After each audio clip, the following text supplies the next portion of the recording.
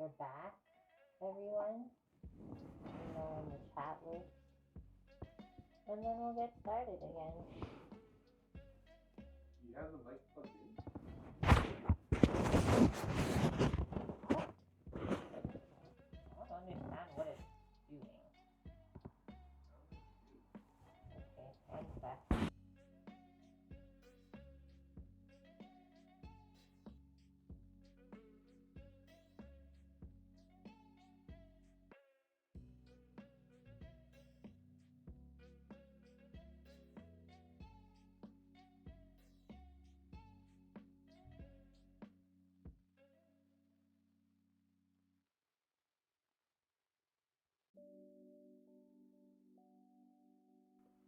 Okay, now we're back.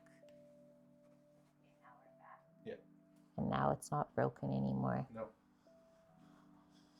Sometimes you have to press things in way harder than you think too. But here's what we do here. We didn't give up, guys. As much as these things can be frustrating, I came back. Because, well, we need to always cook stuff as well. And hopefully everyone else comes back too.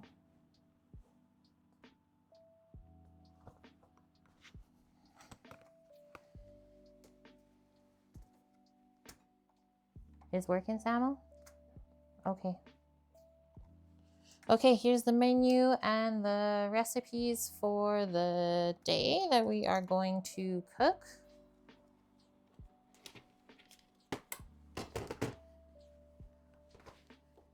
Did everyone leave or what's going on now?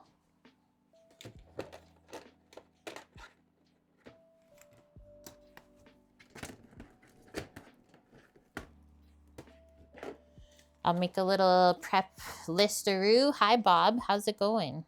How was your week this week? Happy Friday. I mean, yeah, happy Friday. Hope you've been enjoying playing your grocery sim.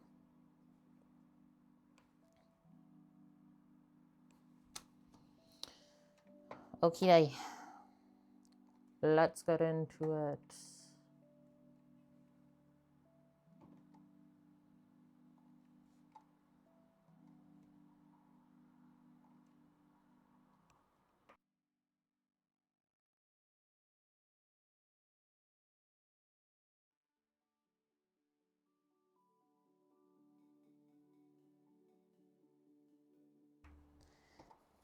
Oh, they have a Halloween event going on. Well, I can't even compete with that then. There's no competing with Halloween stuff. I saw that they were doing some Dead by Daylight stuff. Like if you streamed spooky games and stuff like that, you could maybe be featured on the front page. Which is nice that they've done that finally, because I don't remember them ever doing something like that around Halloween before on Twitch.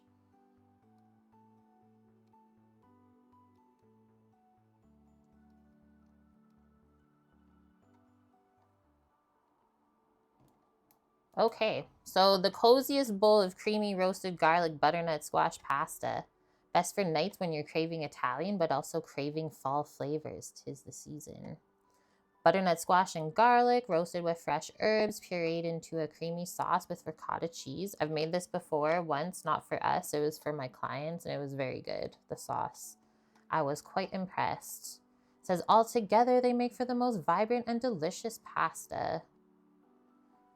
Finish off with Parmesan cheese and crispy, salty prosciutto for an autumn dinner that's roll your eyes back good. I was actually pleasantly surprised with how good this was. And then we're just gonna pair it today with some pan-seared sausage that we got from the local butcher shop and some yummy, healthy broccoli salad. Michael, good to see you, dude. Hope you're doing okay. Saw that you're gonna stream today. I hope it goes well. Spice up your life, dude. Kind of smart to do once the weather starts cooling off. I did pick up 3 really nice chilies for our soup tomorrow, our Thai Tom Kha Gai soup. So we will spice up our life tomorrow.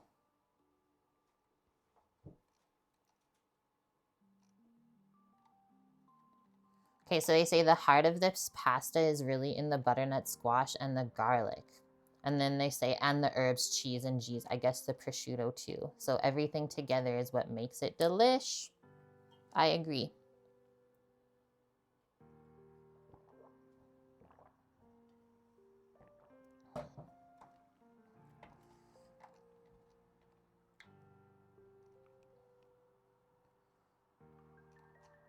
Okay, scrolling down to the actual recipe. So what I did last time is we're gonna cube up our squash. We're gonna peel our garlic cloves, but leave them whole to roast. Chunk up some onion. I don't know if the onion was in this, but when I put it in, it tasted really good because everything gets blended together. Really, really easy way to make the sauce. And that way you can sneak in a couple extra veggies without maybe people knowing. The onion, yeah, just adds a little bit more flavor and sweetness and texture. So we got our squash, garlic, onion, some herbs we'll put with that and dress it so that we can roast it in the oven with oil and salt and pepper. And we'll get that going. It'll take around, probably like 30 minutes or so. Maybe a little bit less. We'll watch it. You don't want the squash to get like too browned when you roast it like this. Otherwise, it's going to make the sauce really dark and it won't be that nice, vibrant orange. And then what I did was after that stuff came out of the oven roasting in the pan, we obviously take it out, put it in a blender to make the sauce. So then I relined the pan for the crispy prosciutto pieces, and then we laid out our prosciutto and then got those baking right away afterwards. And then from there, you just have to boil your pasta, whatever you're using. We went to the Italian market this morning to do a bunch of shopping, actually. We found lots of good things. So I picked up this pasta. It's fun. I call it cavatappi is how I know it, but it's like curly, hollow noodles. So it's really going to absorb all of the yummy sauce. And I think I found this recipe from like social media, or at least got inspired by it and then found the one that we are using today. It might have been trending maybe last year. Extended macaroni, Alex, right? Just uncut. Just curly Q max. Kind of looks like a pigtail too, right? Okay, and then we need, I don't have Gouda, but we will definitely do some Parmesan cheese for that. Okay, so that's the pasta. So it's pretty quick and easy, I would say. And also you can see, like, other than the prosciutto, this could definitely be a vegetarian dish. So that's really nice. But yeah, we'll pair it with some yummy sausage. What did we get? And then I think we'll start by making our broccoli salad. So it has just a bit of time to marinate in the fridge. We got these from the case, but then we froze them, so don't worry. It's not like they're gonna go bad. Jalapeno cheese smokies. I've never had them from there, but been having a hankering for those. And then we got one of these packs too. Chorizo sausage uncooked. So we'll have like a little sausage party, I guess we'll call it. Those I think we will probably start in the pan and maybe finish in the oven. I guess we'll see. Yeah, I guess we'll see how long we have the oven on for. And then our broccoli salad. So why don't I start with that at the top of the list? We need to cut up our broccoli, obviously, but first we're going to cook off some bacon. Has anyone in here ever had broccoli salad before? This is one of my favorite types to make too. It's got bacon, cheese, dried cranberries, and some sunflower seeds in it for crunch.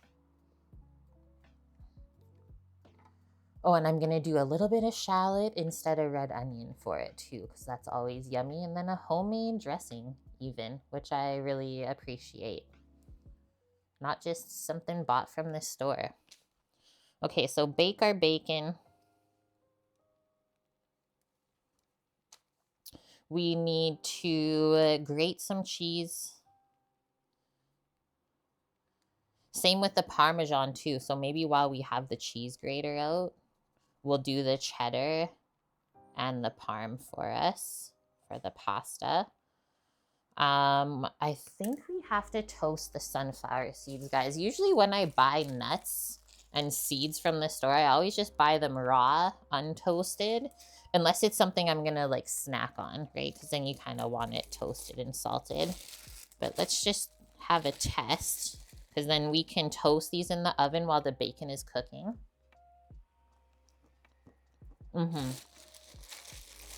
They're just raw.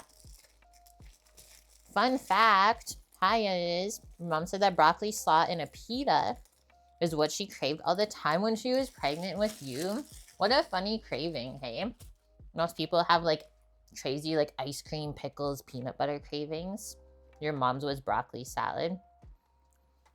So then, do you love broccoli salad then?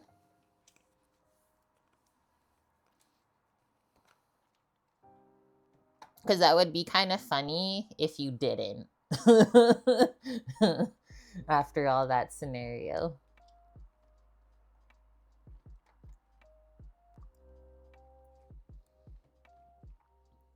Okay, so toast the sunflower.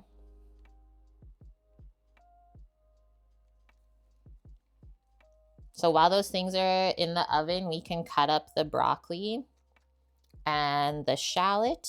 Don't forget that, because it'll feel like something's missing. And then we'll make the dressing as well. And that way, when the bacon's done, we can let it cool, chop it up, and then get everything mixed together. Yeah, I was gonna say, I've never had broccoli slaw or broccoli salad in a pita. Do you just eat it like that, or do you put other things inside of there? Okay, so that's that. That sounds good. And the dressing I didn't really go over, but it is mayo based. And then we just mix a little bit of vinegar and lemon in, some sugar, salt and pepper, and you're good to go. Okay, so back to the pasta. So prep your stuff for roasting. Like I said, the squash and the aromatics. I know this is often made with butternut squash, but we are using kabocha squash today. I already have cut into this one. I think this is 2 weeks now. So we better use that one up first. I'm going to take out a few ingredients. I was going to just show you the squash, but I'll get some other stuff out now too.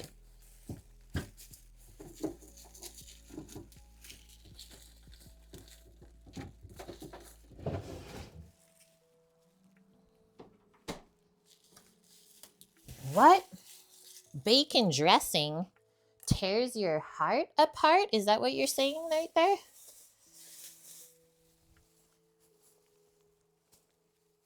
Bacon dressing tears your heart apart? Okay, here's our squash that we're going to use. Look how vibrant it is. So the only thing is we got to peel this off. You can eat this skin, but we don't want it to be on there and turn the sauce a weird color. So we will peel that skin off so that can just go right into the blender.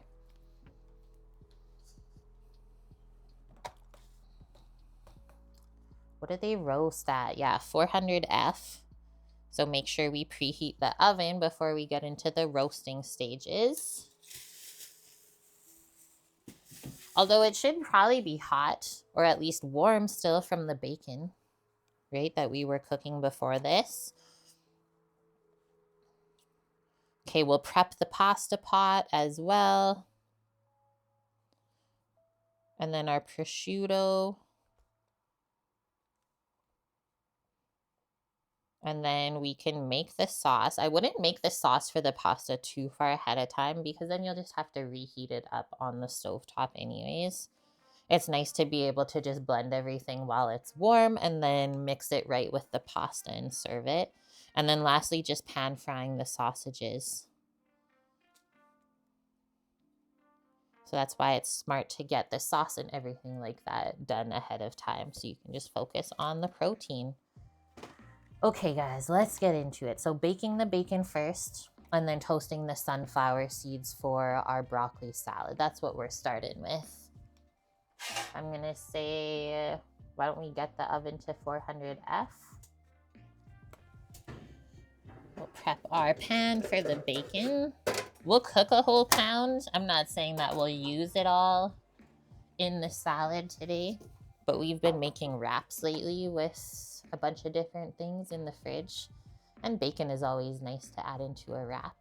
Can't complain about that. Back it up. Maybe too far back. There we go. And the reason why we bake bacon in the oven rather than the stovetop is just it doesn't make as much of a mess at all. It also cooks more evenly.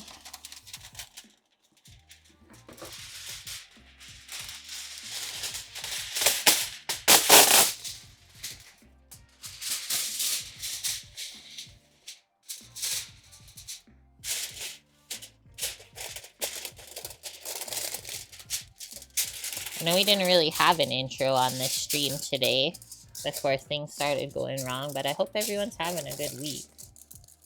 We were having a good week until that happened, I would say.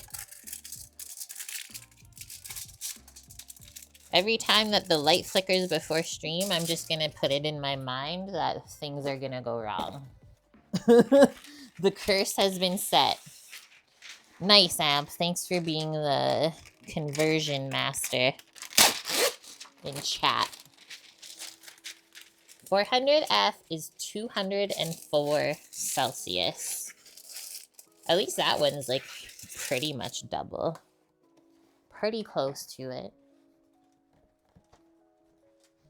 And then we'll also just fill a little baking pan with the sunflower seeds to toast.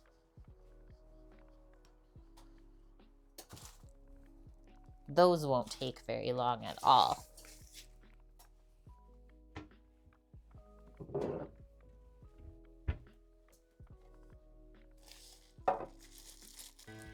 Lauren!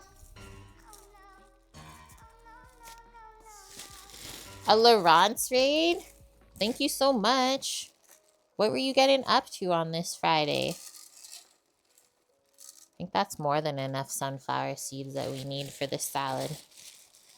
I usually just do one nice layer to fill out the bottom. Crawdalt.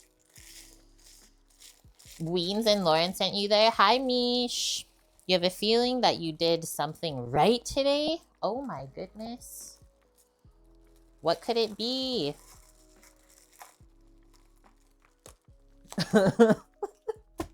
What did you guys get up to?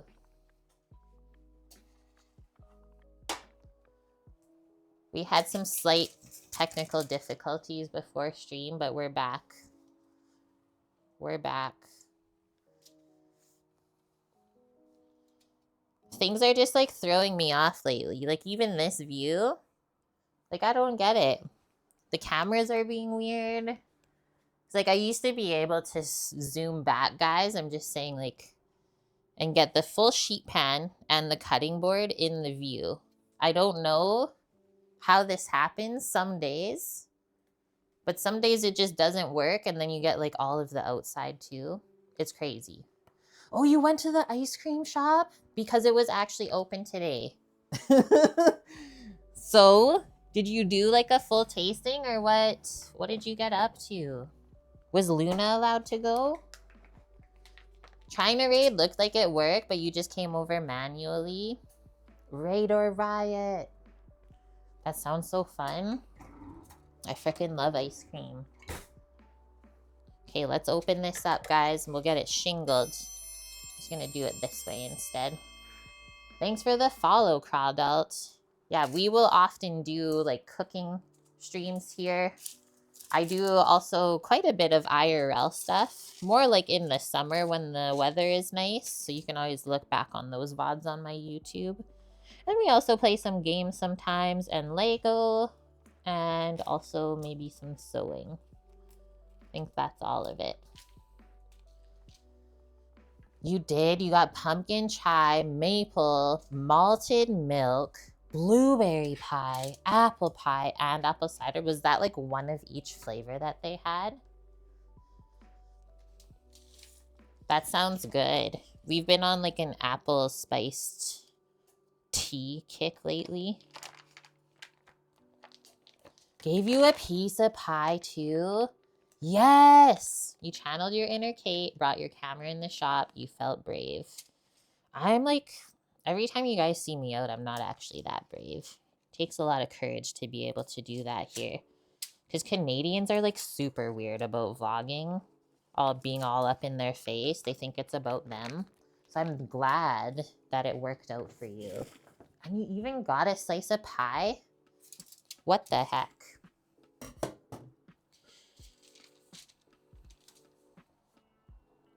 Look at this pack of bacon. They actually used spent grains from a local brewery to make the malted milk. Hello. That sounds awesome. I need to like get this apart. It's all stuck together. Malt is like roasted sprouted seeds. Well, because like, what's the chocolate malt? Candy, right? That's what a lot of people know malt to be. But I actually don't know how they make it properly at all. You go from ice cream to the bacon bits. We're just cooking a whole pound of bacon. Because like, if I'm going to open the pack, I might as well cook it all. And then we will let it cool, chop it up, and put what we need into the salad, and then just pack away the extras for some wraps or something. So it's really true. Humans will make alcohol out of anything, even milk. Are you surprised by that, Amp? Because I'm not. You'd link, but it might be rude. I wouldn't link here unless you're subscribed because you might get banned from my stream elements. Not me, but they have an auto setting now. So just careful on that. But if you want, if you're on Discord, you can definitely put it in my Discord channel. You did just get here and I don't want to kick you out. That would be rude. There we go. Okay, so this is called shingling. See how I overlapped the fatty side of the bacon onto the meat? So the fat will render more, and then as it also renders, it keeps the lean part, the meaty part of the bacon from drying out. There's a method to this madness. Wash it up. And like, we could probably pop that in the oven right now as it's heating up. And then just set a timer to peek at it.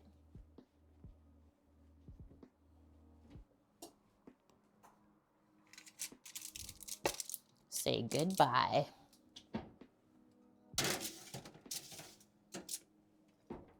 And then why don't we set a timer for the sunflower seeds as well?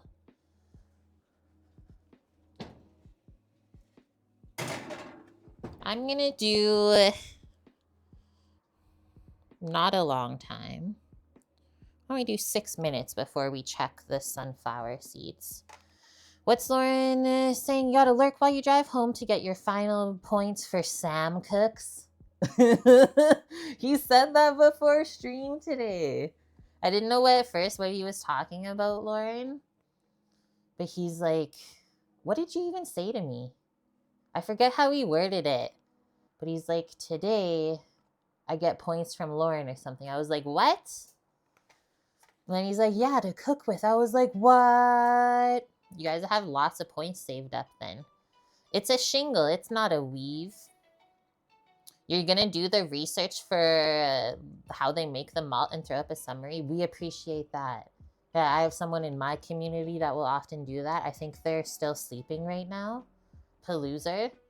But I call him our resident Googler because he'll like check out anything that we don't know the answer to. Yuri D6, ahoy. Welcome in. And I hope you're having a good day. We're just getting started. Was a little late today, had a couple of difficulties, but I came back for you guys. I did not give up, did not surrender. Okay, so bacon's in the oven, and the sunflower seeds are toasting in there. While we're waiting, why don't we maybe chop up the broccoli first since it's just right in front of me, and then it can go into the fridge to stay nice and fresh. And then we can grate the cheese and other stuff. So we did buy this last week. This is a meal that I was supposed to make last week. What happened that I was not on last week? I can't recall at this moment in time. But we're making it today. Get a big enough bowl so that you can mix everything in there. Gotta check the tomatoes later, but food's been good lately. Like, you're growing tomatoes? I'll put my bowl on this corner. Okay, so it says you want about 1 pound of broccoli florets cut. So how I usually cut my broccoli is I'll cut the big stem off first, pretty close to the florets, and then you can switch to using your paring knife to get them apart further. And yeah, we don't want this part or any of the leaves. Although if you want to save the stem to make a soup or something with, or even a stock, you could do that. All right, so now we're just gonna do nice bite-sized pieces. Or even a bit smaller, I think, just like that. And then if you find that the stem is too large or too long here, I usually just cut it up a bit smaller and keep it in there though.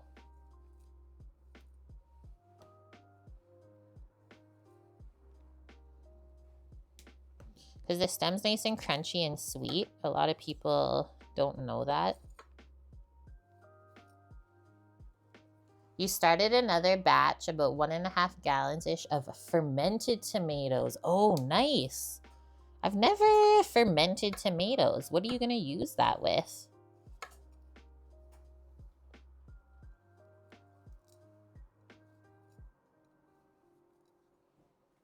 And then to pick all this stuff up, just use a bench scraper and then into the bowl.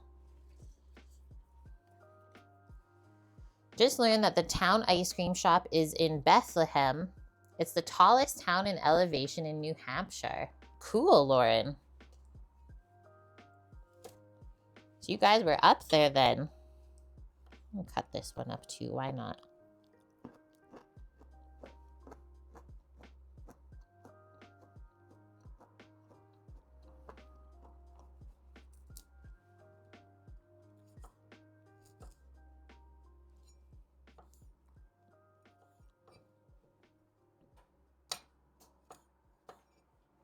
Some of these are already bite-sized. You don't even have to cut them.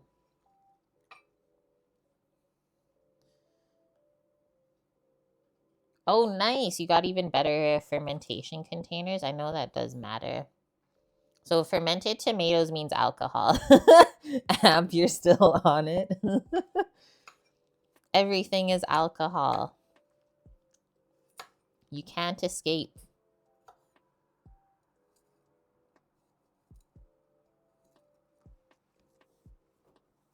Oh my gosh, Lauren. She's not gonna make it up there. So fermented tomatoes you can use in ketchup, salsa, or add to hot sauces, but you just eat it straight up. I'm so intrigued right now. This is new to me. They remind you of your late grandmothers. And you have the flavor profile close with what ingredients are available to you. So what else do you put in with it then? Just like trim off any brown sort of looking pieces that aren't so nice.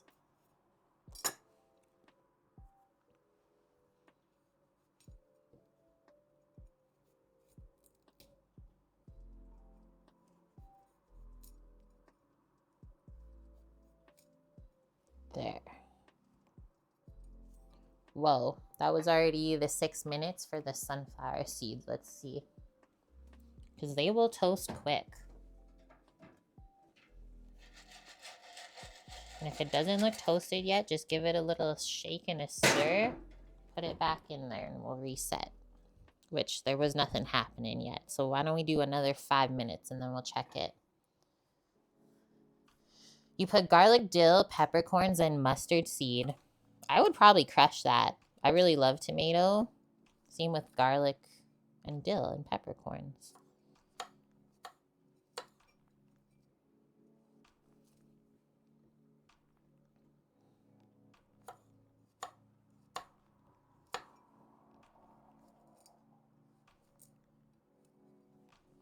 I'm in the broccoli zone now.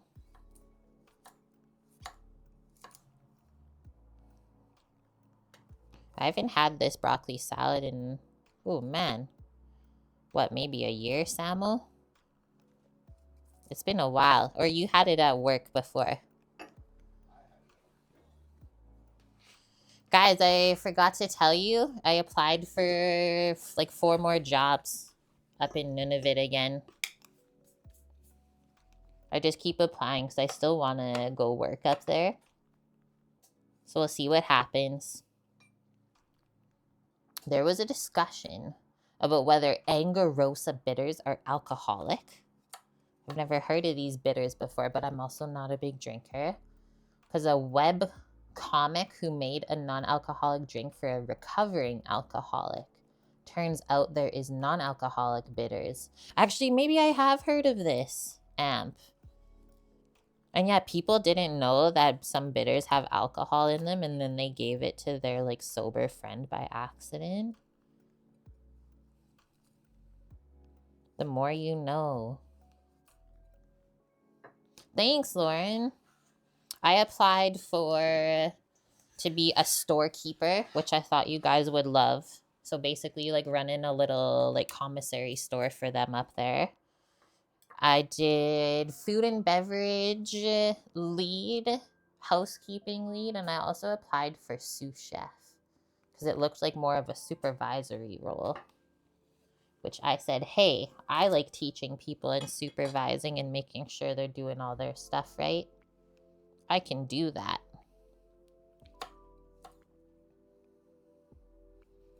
I don't know how to spell it, Chase. Might have been a typo. But I said it right, didn't I?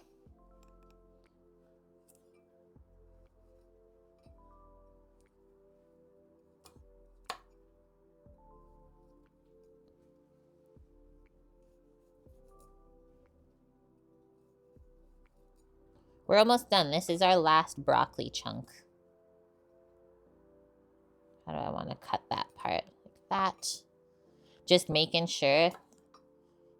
You got it, man. You don't want to lead people astray. Need to pick up a holiday job. The thing with me, Lauren, is I'm like kind of dreading driving in the winter to the job that I have now. So I'm like possibly planning to do something else. So we'll see. Right, the storekeeper. I actually wrote a cover letter for the storekeeper job because that is the one that I really want. And like even my friend, we still have a bunch of friends up there that talk to us back and forth. And he messaged me. He's like, did you see that? You better apply for it. And I was like, I did. So I'll keep you guys updated.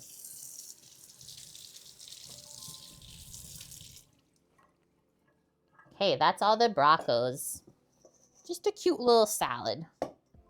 Not too much. I mean, you don't want to make more than, I would say like on the 4th day, it starts going kind of weird on you, the flavor. So don't make too much. And that's like us, Lauren. It's like we keep trying to like get into our own space. And the universe stops making that happen. So I totally feel you. Valk, how's it going? Good to see you. Okay, what after the broccoli? Why don't we crush the shallot and then we're done with that. I think I already took it out, yes. I'm doing this instead of the red onion. About to drive through mountains? Okay. Okay, Lauren. Good luck. Be safe.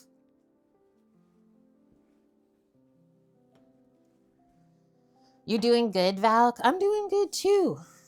I am doing good. Time is flying, like always, I would say. Can't believe we're almost in November. Okay, timer's going off for our sunflower seeds. Yet it is, you've been trying to find a work from home job, but a lot of them end up being scams. Oh man, I dealt with that too. Like for a while I was trying to do like remote work from home. But most of it, yeah, wasn't actually legit. Holy, so that's why I did only 5 more minutes. And look, it's like smoking, almost burned. That's why you set the short timer. So how we can stop this from getting too toasted and dark, just pour it out. I'm gonna go a metal plate. That's a nice wide surface. So we just wanna take it out of the really hot baking pan. And this also goes to show, so the first 6 minutes, nothing happened. But then in the last 5, it's like, oh, I'm done. That's why you really have to watch them. But this should cool it off really nice. Almost too far? Not quite. Hi, Jane. You have a question for me? Go ahead. I'll try and answer to the best of my ability. Okay, so that's done. And then peeking at the bacon, why don't we just set like another 10 minutes or so? Okay, and then Crawdalt found us. Did Sam find work? Not yet. Like, he passed his other interview, or he just did his, what was that, the third one? He just completed his 3rd interview this week, and then he'll wait to hear back, and then the next one he should be going to the site and checking it out.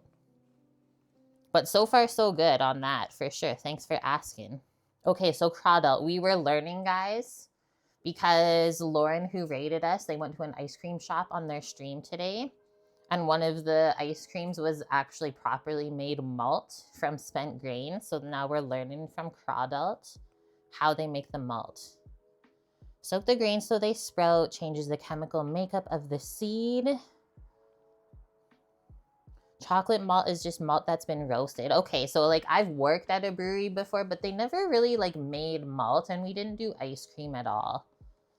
But I have used the chocolate malt grain in my desserts before, so I do understand that part of it.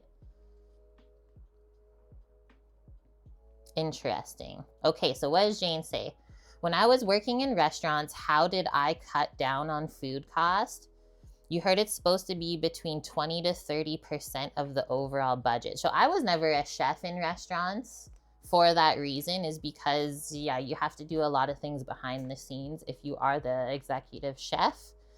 And it's a lot of math, and I'm not like a huge math person. I know my strengths and I know my weaknesses. And yeah, so I just didn't ever go for chef, but my husband Sam did. And what was our food cost usually? It also depends on the type of restaurant that you work at. Like fine dining, the food cost is going to be like 50%, and nobody even bats an eye at it. Like you can use whatever you want. But yeah, you're more like mom and pop restaurants, let's say. Yeah, you're probably usually aiming for a 30% food cost, which is can be hard to achieve. I would say, especially with groceries now, I'm honestly not sure. I haven't worked in a restaurant since 2019? 2020, like 5 years now, which is insane for me to think. Wilson, you're too high for math. Hi, Rusty. But you're right on saying that it should be 30% of the overall budget. How to cut on food costs? Don't waste as much food. All of the scraps that people throw into the garbage, turn it into something else. Make a soup from it. Make a staff meal from it.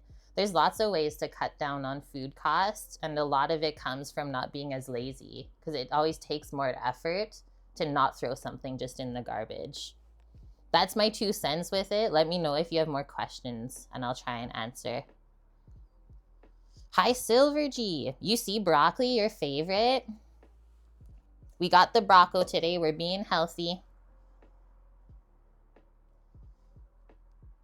Yeah, I hope that was helpful. But that is so crazy for me to think I haven't actually like worked in a restaurant for basically 5 years.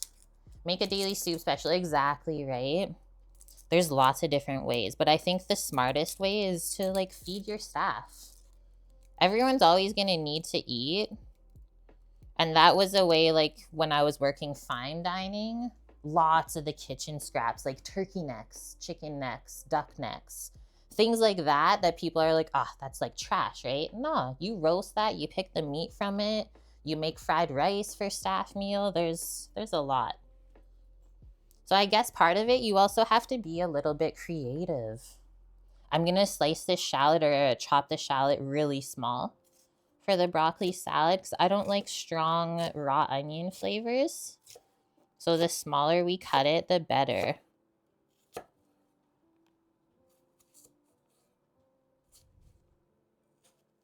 There we go. We're good, Mickey. We're good, yeah. Amp, you saw a YouTube video from a Canadian guy who was lamenting that diners don't serve meatloaf anymore because it's so expensive to procure the ingredients. Honestly. Another really interesting thing we saw lately, this is like our, let's say, bad eating at McDonald's, is sometimes we'll go there for like a breakfast sandwich and a hash brown. I won't ever pay full price to it. I'll only go there if it's like a 2 for $9, and usually we do that if we go on a road trip. So we've been going on like a few road trips lately. Well, this one morning that Sam charged the car, he went to one McDonald's early in the morning while I was still sleeping, got a McDonald's breakfast. It cost X amount.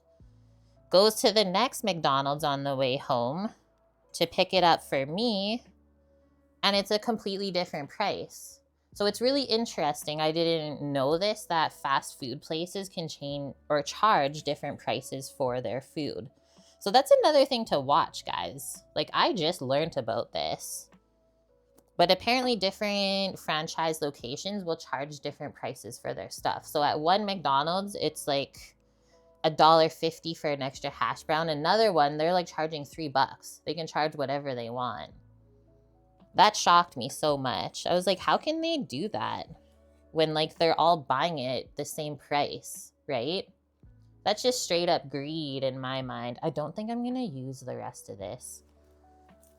It's gonna be too strong a flavor. So I don't know what happens at any other chain restaurant because I don't really eat at any other chains.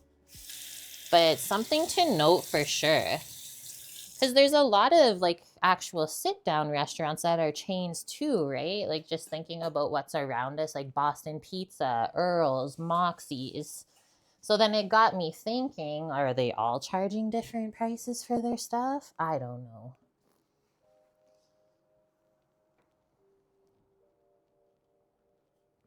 Yes, Crawdog.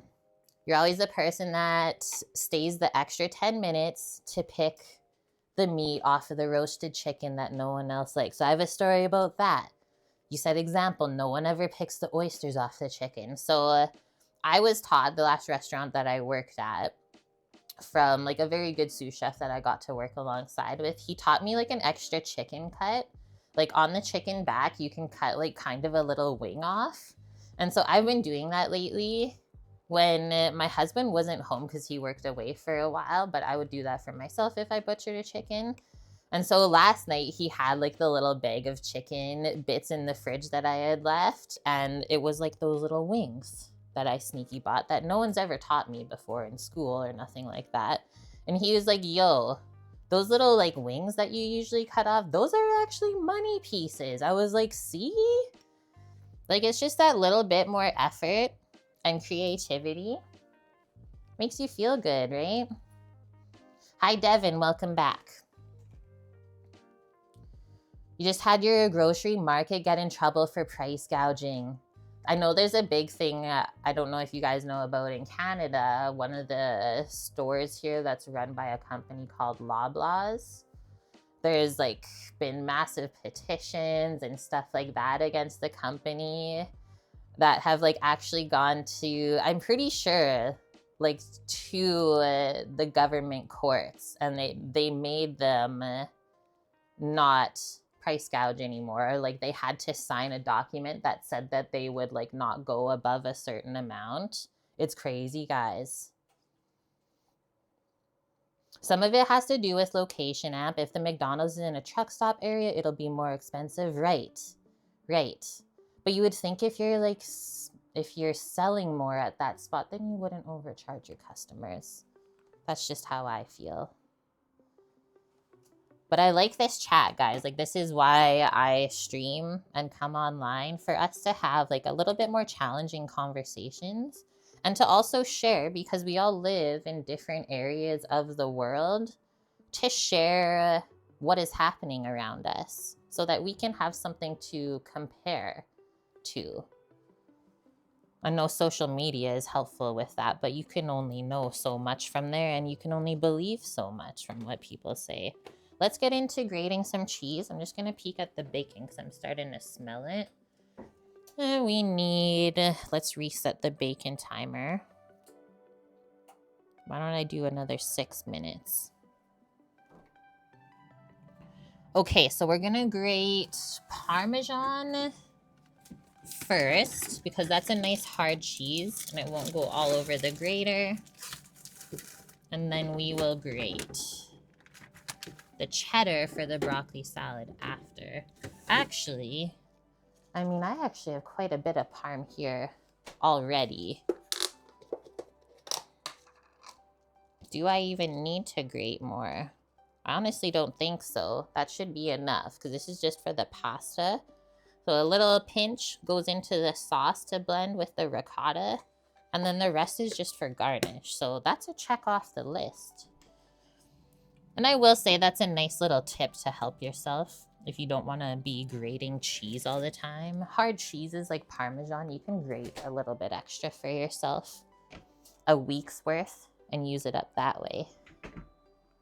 Where's my sneaky box grater?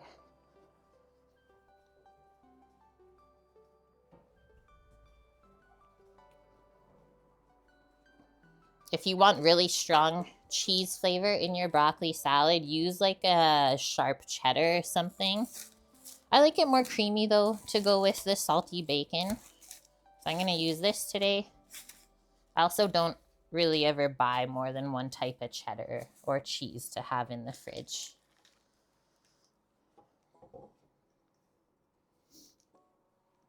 Papa's sleeping without his cage now at nighttime, Mickey. I'm proud of him.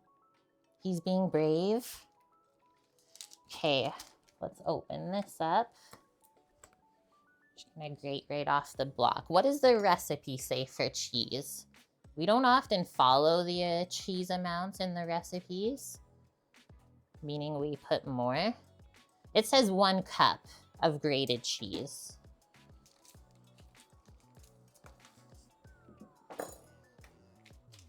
They brought back the McRib. What? That one I don't know. I haven't seen any ads for it. Cheese is good, extra is a must, right? If you've never been here before, this is quite a cheesy stream. The McRib should be pork. Keyword should.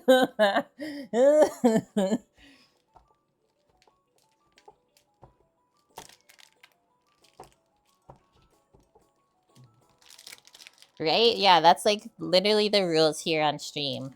Cheese measurements and garlic measurements out the window. Oh no! Reg got timed out. What did they do? Isn't tripe pork? I thought tripe is like the inside of the stomach lining or something. Oh gosh. You guys really have the questions today.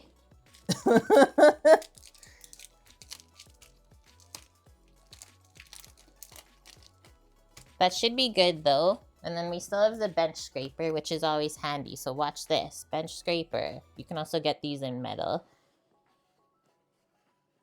Slide that under the box grater. Boom! Takes away all the cheese. Put the grater over the bowl or whatever you're putting the cheese in. Done.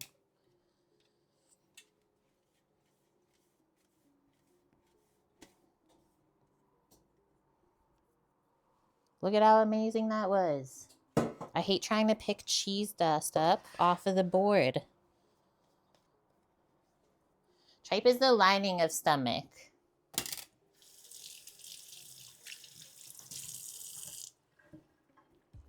Are you weird to say that you don't even care about the McRib? No, because like I don't care about it. That's not weird. There's a chicken Big Mac. Oh wait, I think I saw them advertise that.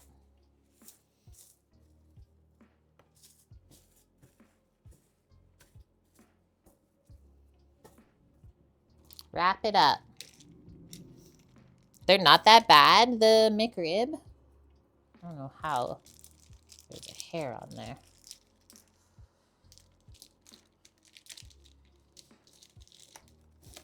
Okay, so next one, we're gonna make the dressing, guys. And then that's it. And then we just wait for the bacon to cool and chop it up.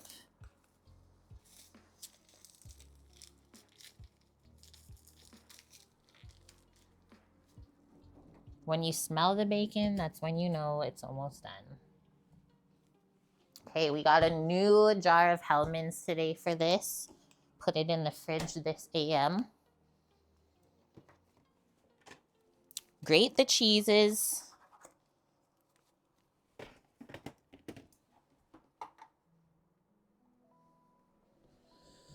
One cup of quality mayo. She says Duke's is her fave, but we can't get that here. So Hellmann's is maybe the next best one in Canada, other than making your own, but you're gonna break the bank if you try and make your own mayo. And we want some white wine vinegar and fresh lemon juice, and then just a bit of sugar, so whatever form of sugar you want, I would say. And salt and pepper, that's it. Let's just get a little cup and we'll mix everything together. Another timer going off. Can we keep track of them? Barely. Let me pull this out and see what's happening. Okay, so for bacon, for salad, I most often want like more crispy, right? Like this on the ends. We don't want soggy bacon in salad. That will just be a very odd texture to try and eat. No chewy, stringy bacon. Crispy bacon bits. So not far off there. We'll do another 3 instead of a full 5.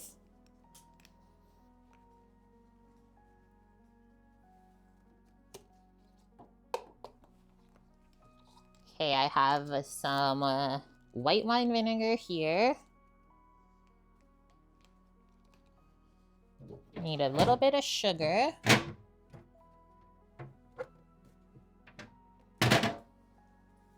Honey, maple syrup could work too. Really, whatever you want. Thanks, HelloFresh, for the white wine vinegar. Miracle Whip. Devin, I already said hi to you. What do you want from me? Miracle Whip's disgusting. Yeah. I grew up with it in the house. I maybe ate it a couple times, but it's definitely not my choice. I don't even think I've ever bought it in my life as an adult.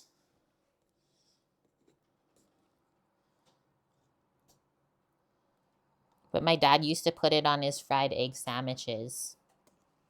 I think that was more of like a thing when they were growing up, because Sam's dad does the same thing, right? That was just like a thing to do back then. Our tastes have changed as millennials. Okay, let's stop there on the mayo. It is Hellmann's. Brand new out of the jar. Was chilling in the pantry waiting for us. Okay.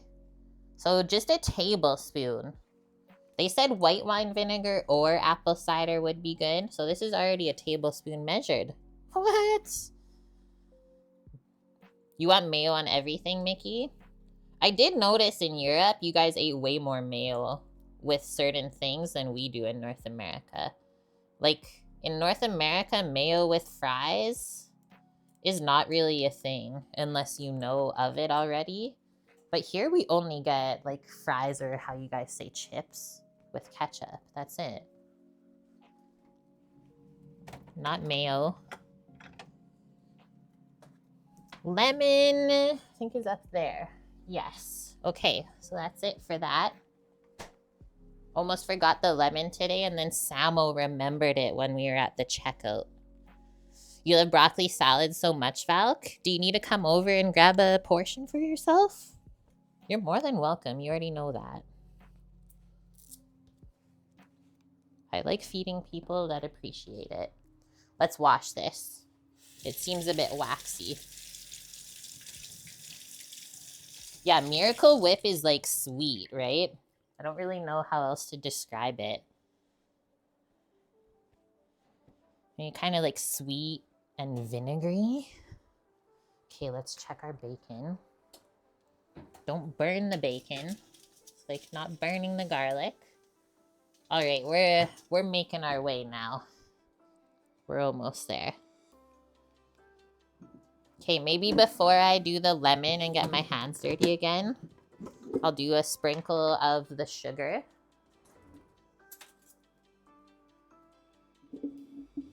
Yeah, Miracle Whip is sweet, guys. Do that. I almost poured it right in the bowl. I think the one little spoonful of sugar should be good. We'll taste it. We can always add more. And then just some salt and pepper. And it's always smart to make your dressing separate from the salad. I've seen somebody try and make a very big batch of this before. And they weren't like in food service for a long time. So they weren't too sure of what they were doing. And they just ended up trying to make the dressing like in with the salad. But then it just wasn't tasting right. So they were just adding more and more ingredients. And then the salad was just like a mayo soup by the end. So don't have that happen. Just make your dressing separate. It'll be okay. What is prosciutto? Prosciutto is a dried cured pork leg that we are going to bake and make crispy. Oh my God. So this was the lemon. It just had like a little blemish. Oh my God. What happened to it?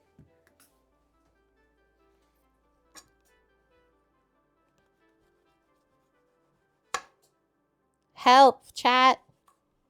It's not okay. Ew.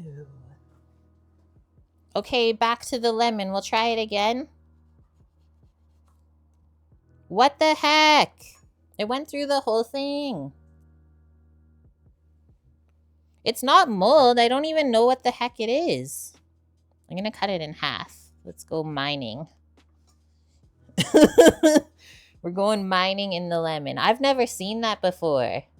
It's just like a dark color. There's nothing moldy about it though. Weird. Can we say they're messing with our food? Yes. Okay. If we die, like if we don't show up tomorrow, you know why. Sue the lemon company, chat. You know who it was. Too much water, Wilson says. Is that what they're trying to say right now, Cradle? The miracle behind Miracle Whip is that it has less fat and calories. But how? Yeah, with all the sugar? How is that even possible? Less calories. It's just the fake sugar. It's not real. Shh, obviously. Okay.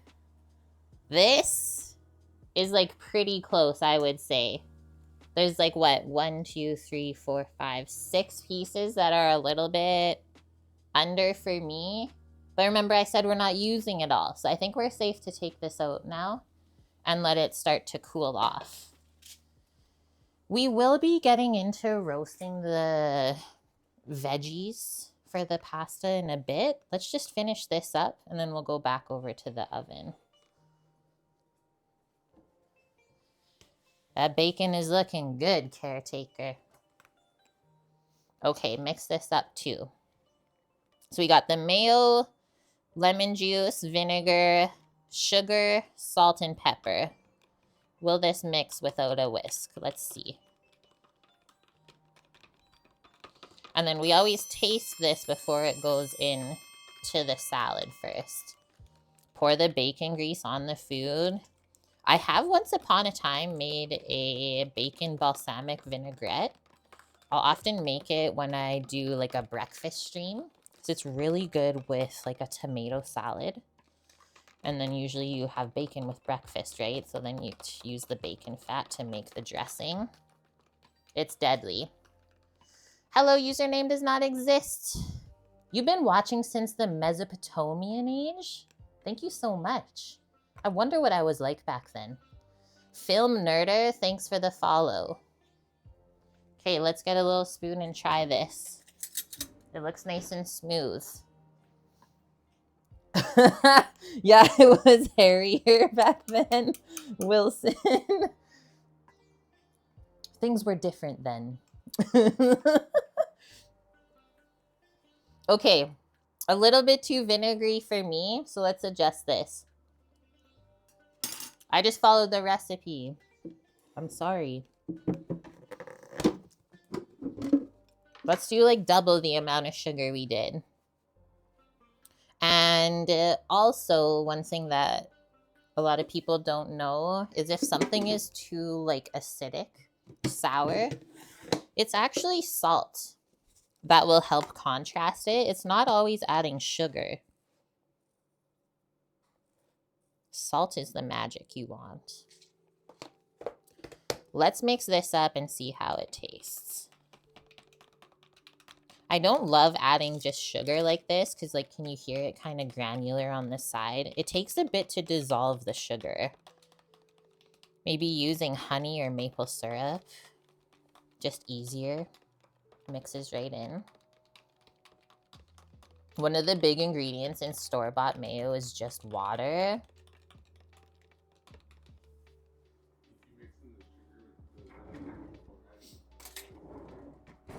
Guys, this just in.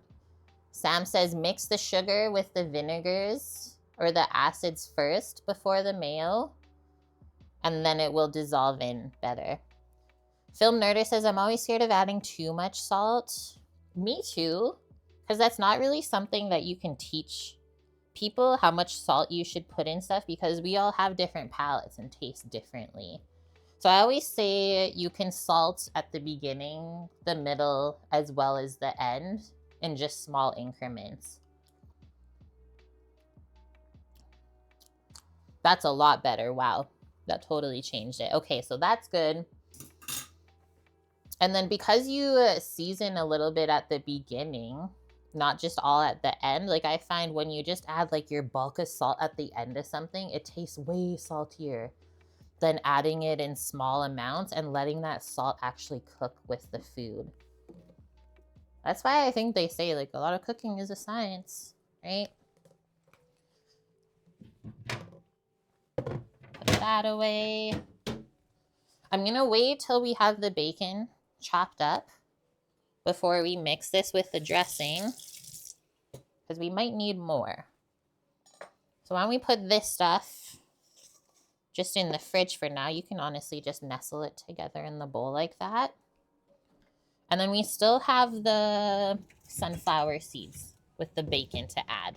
So still 2 ingredients. But at least this stuff will stay nice and cold while the other things are cooling. Let's just pack this away into a container. We were gonna add a little bit of lemon probably to the pasta sauce. It's always so sad when you have something that looks pretty perfect from the outside and then you cut into it and it's just wrecked.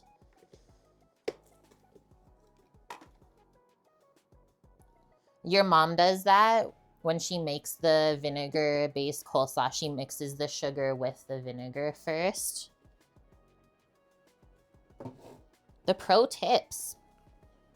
I think I usually use honey or maple syrup.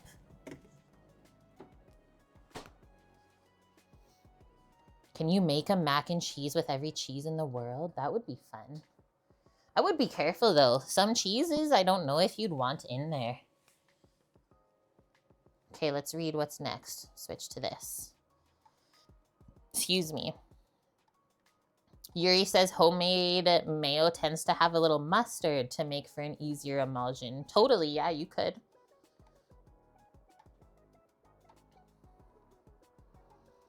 I've never made mayo with just egg whites. Is somebody doing that? Okay, dressing, check.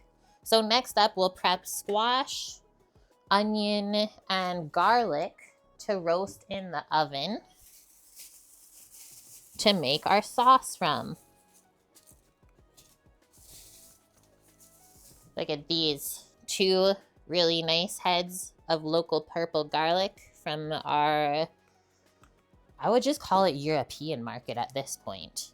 It is called the Italian Center, but it's more like a full European market. Why are they purple? That's just how they grow. The cloves inside aren't purple, but I find that this is just a better quality garlic. Like, see this one that we're about to use from last week? I just know that this is a good garlic. So if you see purple garlic in the store, buy it. It's the good stuff. You definitely don't think Limburger mac and cheese would taste very good, right? Like the soft, funky cheeses. Yeah, there's a few cheeses out there that would not be okay.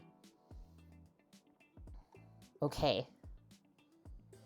Let's get back over here. I prepped this, or took this out earlier, let's say. Ooh, it's a bit warm because the oven was on, and we can actually turn the oven back on. So let's line this now with some foil and parchment. Let's go back up to 400. And then as I chop up this stuff for the pan, we can put it in there and then dress it all up.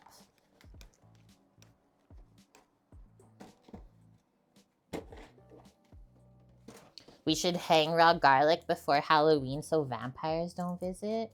I'm not scared of them. I think it's called Lloyd Pan, Wilson. 2 L's. And then it does say here, but I can't really read it anymore. LloydPans.com. Titan, when did you sneak in here? Right? If you eat enough garlic, no one's gonna come get you. Vampires are kind of hot. What? I mean, as far as like Halloween-y things, I suppose they can be. I get it. Are vampires only hot though if you think that it's good looking? What if it's an actual scary looking like demon vampire? Sorry, this is really loud. It just doesn't want to go into the pan. I'm sorry. Hello, Rockout Guy. Good to see you too. Exactly, Wilson. What if it's a meth head vampire? Then what? Still hot. These are the questions we have. Maybe we took it a bit too far. There we go. So this pan's gonna be reused to make crispy prosciutto afterwards. Because I don't like making too much dishes. Titan, I was hot once, but I was on fire, literally. You guys. It's not as bad as I think. Hey, thanks for saying that. I got a new mic lately, so I'm still getting to know it. Greek, sound issues fixed. You should have seen when I started stream today. You would have said otherwise. It's okay though, we came back.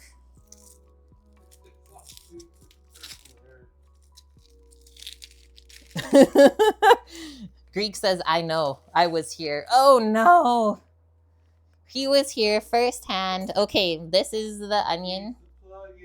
You can see I maybe cut off 1/3 of this onion, but it's quite large. And now we're gonna just chunk it into like about 1-inch size pieces. Not very small at all, because it's gonna roast with the squash. So we don't want it to burn. Just get nice and soft and sweet. Now we'll flip that down since it wants to fall. And that's good. Kind of a piss off. How do you think I feel? Every single time.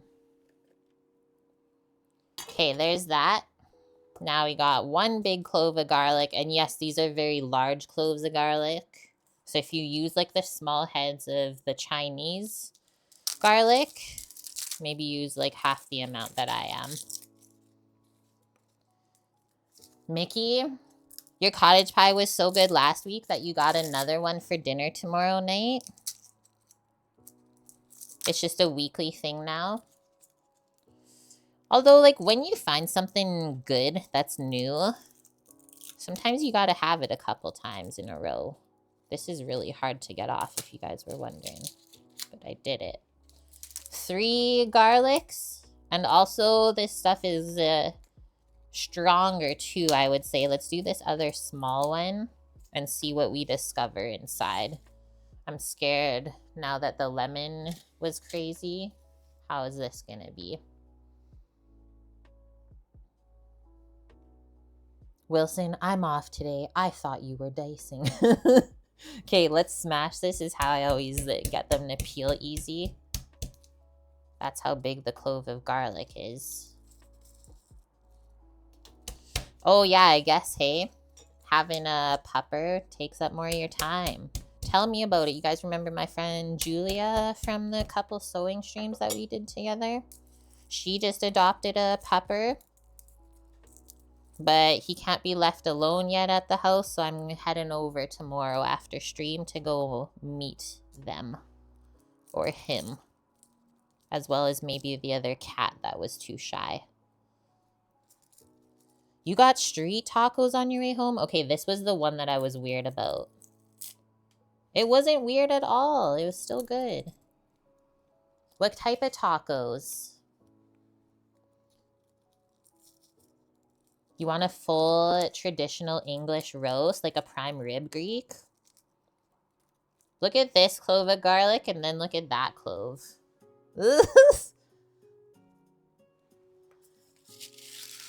And yeah, you know the garlic's legit when it is so sticky that you can't even move your fingers. That's how it feels. We're destroyed. Okay, let's carry on here. Then we can wash our hands. So just chunk this up. We're not mincing it, otherwise it's gonna burn. Put it in with the onions. Ah, it's so sticky. This one, just cut them in half if they're smaller. That's good. Okay, now I'm gonna do a quick wash up. And then we gotta peel the squash next. My least favorite thing, peeling kabocha squash. But I got good practice making this last week. You didn't bring the snack. Okay, sounds good, Val. Yeah, we should get together before maybe I get another new job and stuff like that. Before things get carried away for winter time. I mean, you're also more than welcome to message me too. Either or, really. We gotta set it up, though.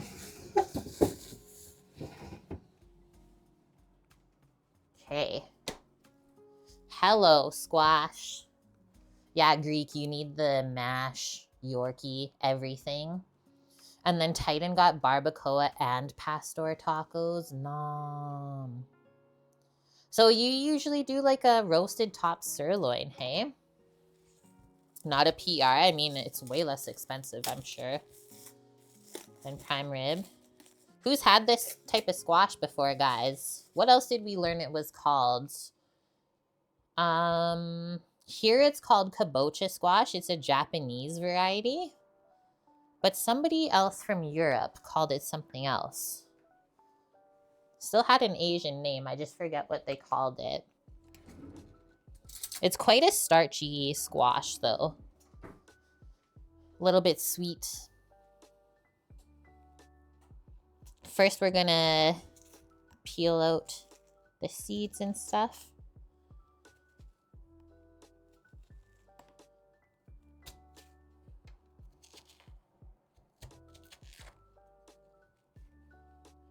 Just seeing all the seeds in here today, one thing I learned from scrolling through TikTok today is that like commercial farmers, I think it's more like growing wheats and stuff like that rather than veggies, but I could be wrong. But commercial farmers are not allowed to grow food from seeds that they keep from their crop. They always have to buy brand new seeds every single season. But I'm trying to think of when I worked at the organic farm in 2018 of whether we seed saved.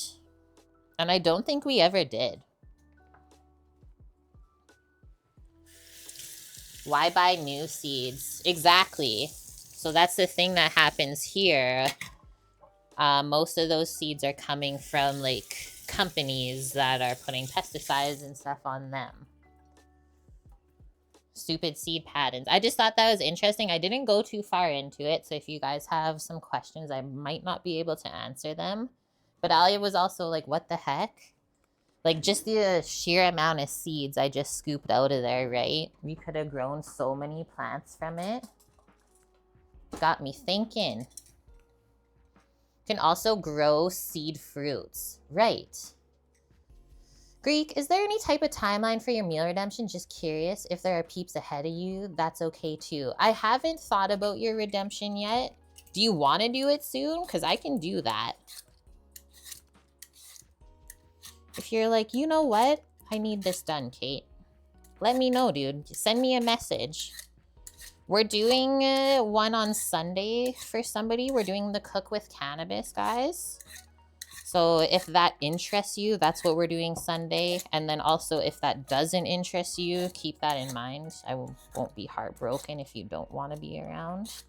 But somebody saved up 420,000 channel points, Vanicor, and asked me to make something. So we're going to be infusing the butter and also reading through my one cookbook called Bong Appetit to learn a bit together about infusions, because I know there's a couple people in my community that partake, and it is fully legal here in Canada, so I'm not worried about anything that side of streaming it.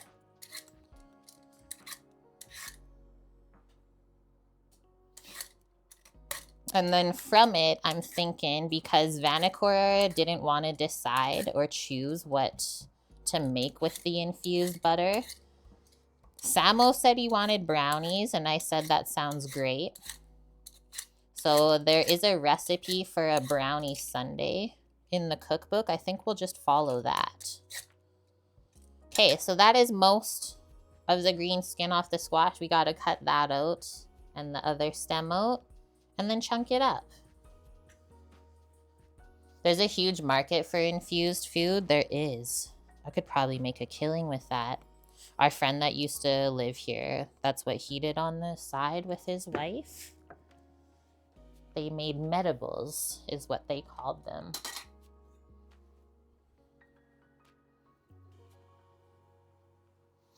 Try not to make it too strong. Oh, he did his drug test on Wednesday, so he's okay, Greek. Thanks for thinking of him, though.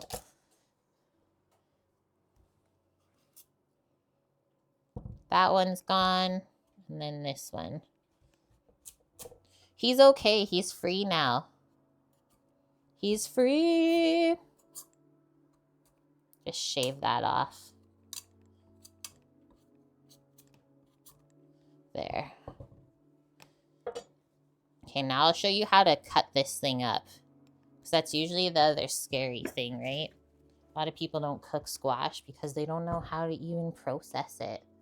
Did he get the new job? So he just did that, like, third step was the drug test and reference check for the interview on Wednesday. So he should be hearing back from someone next week, I'm sure.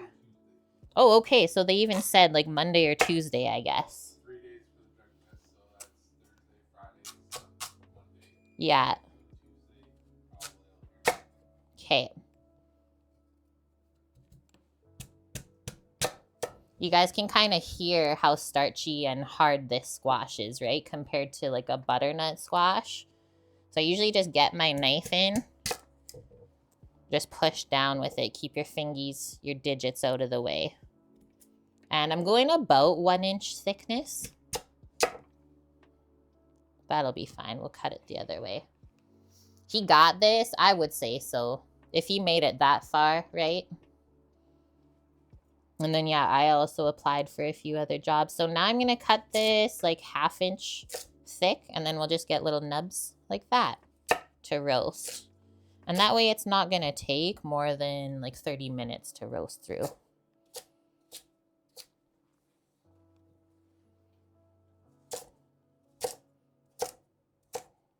Yeah, I applied for 4 more jobs up in Nunavut again.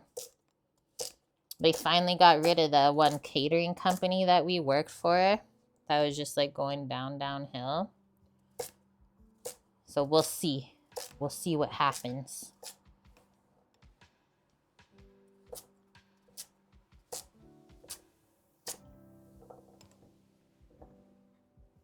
Thanks, guys.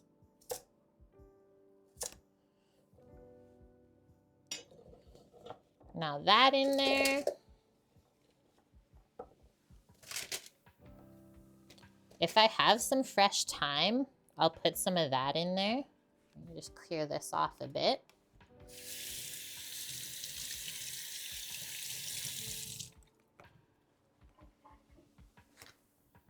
The bacon looks good back there.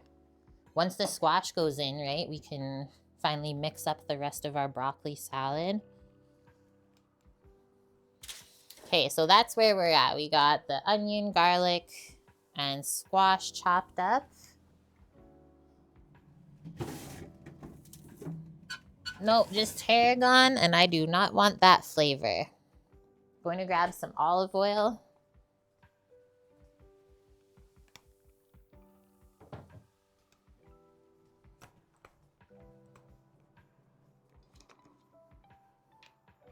We'll get this coated, and then just a bit of salt and pepper too. Don't be scared to use a bunch of olive oil for this, because we'll just scrape it into the blender to make the sauce. But you don't want this stuff to get dried out when it roasts.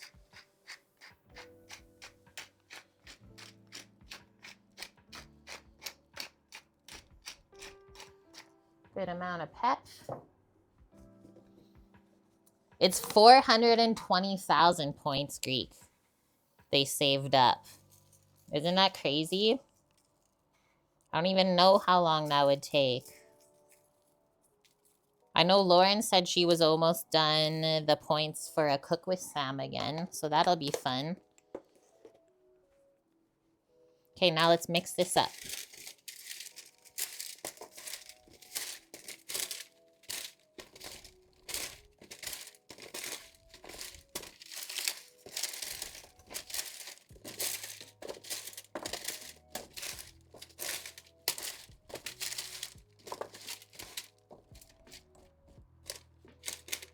Spread it all out. One nice layer. And then into the oven. That looks good, guys. Nothing too fancy or crazy at all. If you're going for that, why not just go directly to road trip? Greek. Because I guess they didn't want it.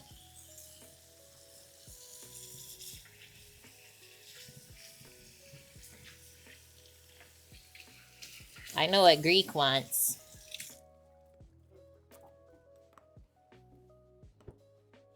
I mean, we could always set up like a halfway meet, too. Hello, they can see me. How's it going? Okay, this is going in the oven, guys. Why don't we set a 20-minute timer to check it? I'll go more like on the top rack than the bottom rack. Okay, this part. So I've had the bacon just cooling, sitting on an angle. Can you guys see how I did this? So the fat drained down all the way to the bottom of the pan now. And now the bacon's not too fatty either. So I'm just gonna pick the pieces off that I wanna chop up. And then we're gonna chop that on a cutting board so we don't make the wood too greasy.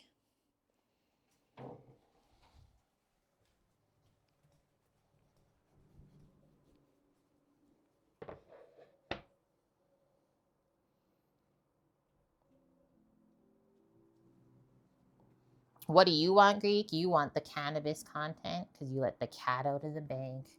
It's a commitment. So like many years ago we did that on stream. And I think it was still legal then too, wasn't it, Sam? Yeah, first it was, For Canada it was, but a lot of the states but still, wasn't. like, And it really made people upset. So it took me a few years to muster up the courage to do it again.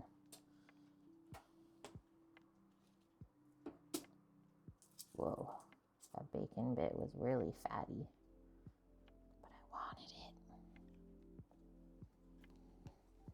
it. Since 2018, yeah, so since I started streaming, look at that crispage. Hey, sounds good, Wilson. Don't work too hard. Okay, before we start this, get the bowl out. So you're gonna just put the bacon bits in there. We got all the broccoli salad, accoutrements. What's wrong with you? Beep. What is it doing, Samo? You're chilling and good. Nice. I'm good. Starting to chill now. Let's get our sunflower seeds in. Toasted sunflower seeds, not raw. I'm good. I'm starting to chill now. Wasn't that chill earlier, but we're fine. Okay, let's stack these up. Like 3 or 4 strips together, like basically how I had it. And then we are gonna cut little bacon bitties from it. You can go, I guess, as big or small as you want for these. But when I eat the broccoli salad, or salads in general, it's nice to have a bite of everything together.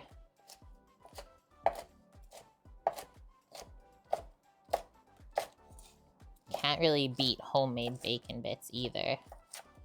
Might have to separate a few of these. Nice.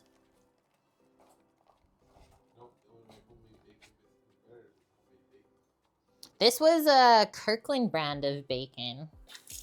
We never used to buy this brand before. I mean, you guys have seen all sorts of bacon on this stream. We even used to make our own before, as well as sell it when we had the means to. But yeah, we used to get the Mitchell's brand of like the thick cut, more expensive bacon, but we noticed that the quality really went downhill. Oh, sorry, Fletcher's. Yeah, Fletcher's, not Mitchell's. So yeah, we tried the Costco brand recently, and it's been very good. Not too salty or sweet or smoky. The texture is not super chewy and weird, and it's not just like full of water when you cook it. It's usually the healthiest. That's funny that we say that, but it's true, right? It's like not been messed with. Mitchell's is still good though, Greek. Well, that's good. I remember my mom would, I think, get that for us. That's what you buy at Save On. The Save On, right? The one in like 6 little package. Yeah. That's Mitchell's. That was good. Guys, how good is this looking? Oh, wait. I have to get Samo to do a little bit of picking real quick. So I've been trying to hunt for dried cranberries. I'll often just like buy small amounts of these things. Like you saw my little bag of sunflower seeds from the bulk area. But there was no dried cranberries in the bulk. And the only ones available was like a $9 container of dried cranberries. And I was like, I'm not spending that. So we have this little nut mix that has dried cranberries in it. Sam said he'll just pick some of those out. And I said, sure. Because I don't really use dried cranberries, so I didn't want to spend $10 on that. Okay, we don't have to necessarily put all of this dressing. There is salt and pepper in the dressing already, but you'll probably still need more in there. Let's see though, especially with bacon can be a bit salty. Excuse me. We'll mix it up first and then taste it.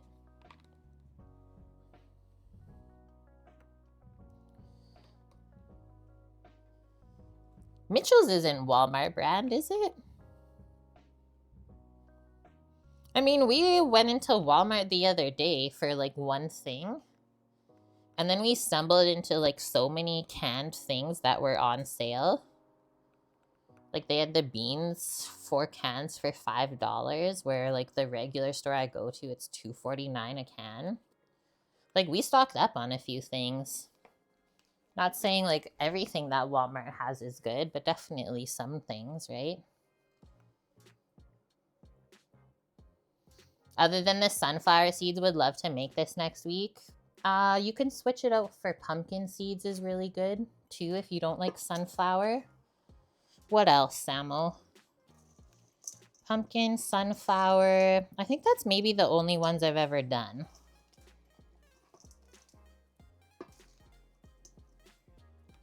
Yeah, $7 for dried cranberries. I said that's crazy, Amp.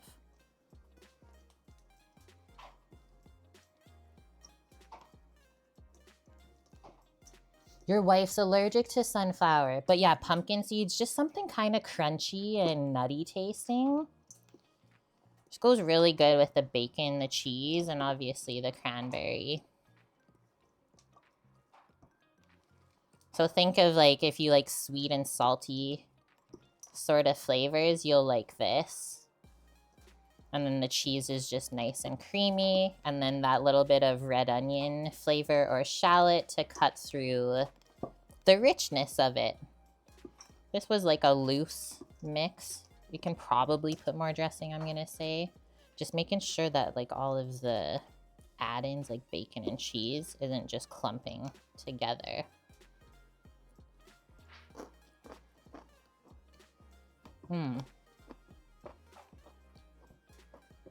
Good toasting on the sunflower. Yeah, I'm gonna put more. Probably get away with the rest of that dressing. It's deceiving how much it's gonna soak up.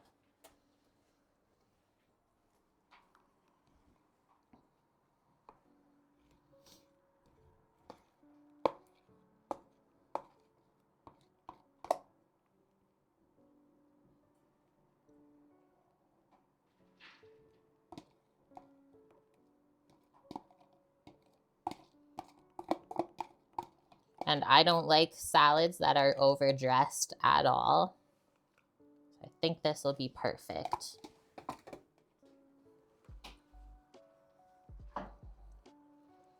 Good picking, Samo. You're bringing him. He got the picking done. I'm gonna just do a bit more pepper. I like peppery things, and I just put a little bit in the dressing. And pepper with bacon is good.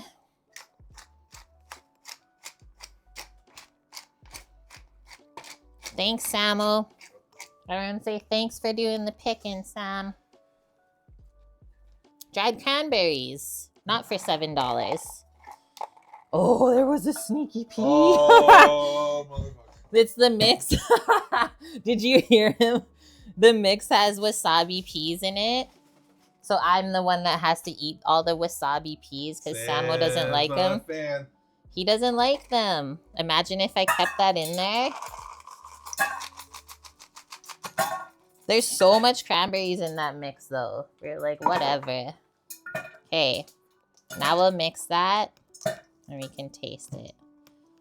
So we got stuff roasting in the oven. What's next on the list? We need to prep a pasta pot. Just some water and salt. Get it heating up so we can boil.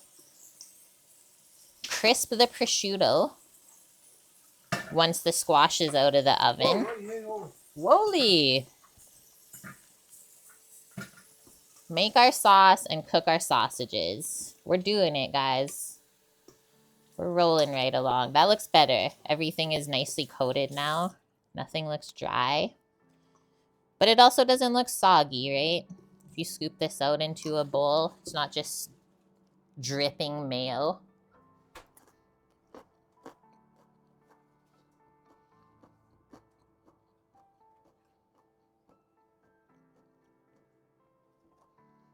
But it's always going to taste better after a few hours of marination.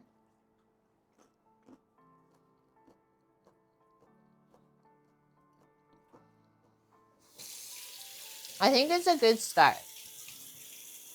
Maybe later I'll do one more small sprinkle of salt.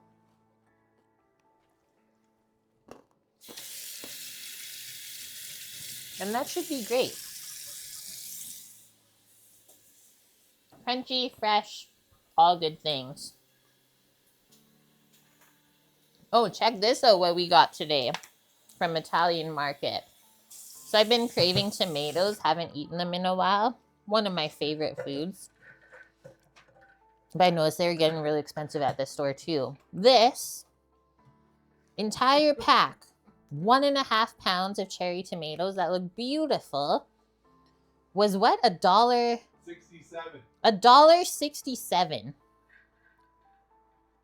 So you know that we got two.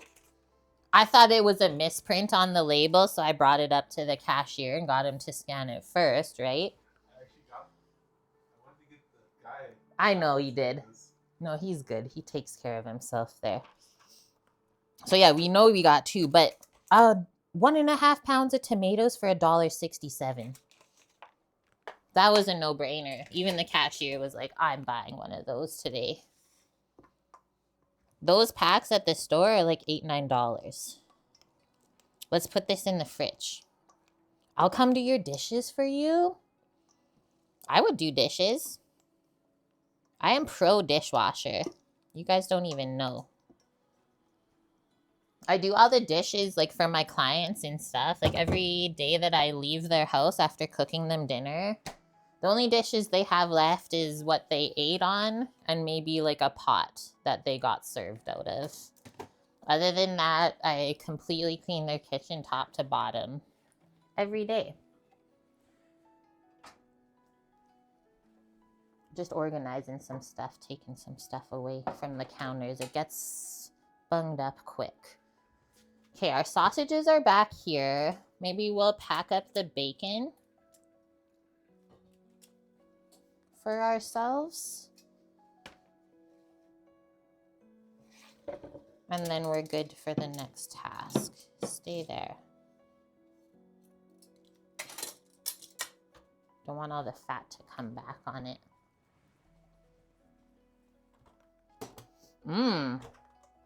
The hallway smells more like roasted veg than the kitchen does. It is heating up in here. Oh, and that fan. You're the dishwasher in your house too? We mostly share the dishes, just Sam and myself. He's really good at unloading the dishwasher and reloading it, and I'm more like the hand washer, making sure the kitchen's always nice to use. What do my clients do on my days off? I honestly wonder. The same thing. Because there's never like any new food in the fridge when I get there on the Monday again. Because I do Monday, Tuesday, Wednesday. It literally looks the same as when I left it. So I honestly don't know. I've offered them another day. They said they don't need it yet. But they are going to be having a baby in like a week or two. First baby. So I don't know if things will change. I don't mind dishes either. Sometimes like I used to get frustrated when I did them. But nah. There's way worse things that you could have to do in your life than just wash a few dishes. Exactly. Okay, guys, I'm just going to take a quick bathroom break. I'll be back in a moment. Don't go anywhere.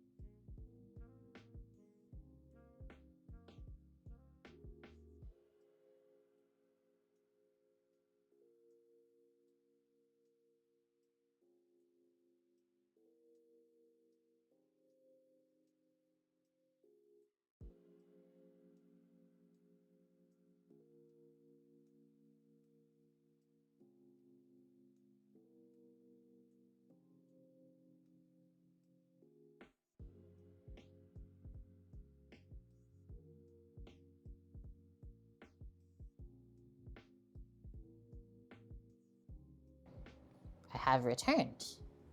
Okay, what did I miss in here? Eric really likes wasabi. It clears out his sinuses. Me too. I really like it. Okay, Amp says, one of the problems I've been having is the commercial brands of sausages are ground too coarse, have bones in them, so you have to go to the sausages made from actual meat producers. You will notice that. Like, I am so picky about it. Sam's just like laughing. So I'm the person that will have that experience, Amp. I don't know if you're also that person, but possibly sounds like it. If there is like a bone, gristle, even like a fish bone in sushi I've had before, I will be the person that eats it and finds it in my food. I don't know why it's like that. I don't even get upset anymore. I'm just like, it's just like a thing. Never happens to Sam, but I'm very particular about that. So have we ever gotten sausages from Victoria? Yeah, we have, right? So we've got sausages from this butcher shop before. That's very good. And I don't think we had anything wrong with them, right? Usually from a butcher shop, they're very particular, like how chefs are. And they won't sneak any bones in because it's not produced as commercially, right? As factories, like factorized, factorioed. Sam's been playing Factorio, so I didn't even know what to say. But still, anytime that there is like more equipment used than an actual person, you'll run into those things. There's not as much quality checks being had. So I feel you on that. Even like sometimes Costco sausages are hit or miss. Sometimes the pack is awesome, sometimes it's not. Eric, I worked the dish pit back in the day to make extra cash. I hate dishes now. Oh no! I think it also depends on who you work with if you are the dishwasher. Some people will treat the dishwasher as the king of the kitchen, which is what we did. Because like if you don't have a dishwasher, you don't have anything to cook on or serve on. Very important. Other people, just because you're a dishwasher, will treat you like the scum, right? And just throw stuff at you, give you all the burnt pans and pots that they don't want to clean. Goes both ways. Yet it is. I did dishes for a catering company. That was a nightmare. I would never go back. See? Samo, it's not right. Literally before stream. Also, thank you so much, Gearbox Man. They say, hi, Kate, 30 months. It's the last break. Nice. Last break of the day. You're almost done work. We literally rechecked, like, how many times now? 3 times between the two of us, the sub alerts to make sure my chicken wing little gif would work. Still today, live on stream, doesn't work. Was it Kitchen Confidential, the first season show in which the lesson of respect your dishwashers was taught? You might be right, Yuri. Great show, Maybe we should rewatch that. Like, that show, actually all of Bourdain's shows really got me into, like, cooking hardcore and, like, traveling to eat big time. Also somebody that I am, like, friends with online, and not a chef or anything like that. He's, like, a pickleball coach. I mostly just talk to his wife. But I saw that he just read Kitchen Confidential, because it's also a book by Bourdain. He just read it recently. He said it's the best book he's ever read. So for someone that's, like, not even involved in restaurants to say that, very good book to read. And not hard to read either. Very entertaining. Okay, back to it. Let's get our pasta pot. That's our 20-minute timer on our stuff roasting in the oven, so we better heckin' hurry up. Things are smelling roasty, but they don't look toasty at all. So let's keep it going. I'm gonna do another 10, and that should be the 30 minutes we need. Let's get a big pot full of water, and then we'll salt it and get it on the stovetop so we can boil our pasta. Pickleball coach, he'd make a lot of money off of you. If you want to know his Instagram, I can send it to you, Eric. Really good humans, I will say that. He just started recently too. But, like, maybe you guys live close to each other. You never know, right?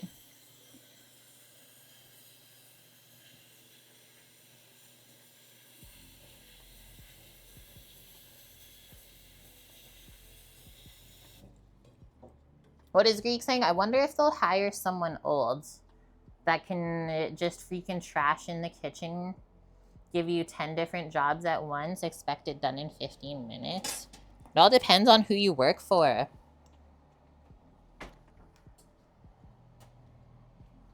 Let me test this.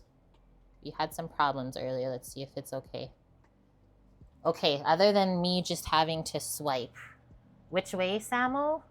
Left? I just want to take away the battery percentage.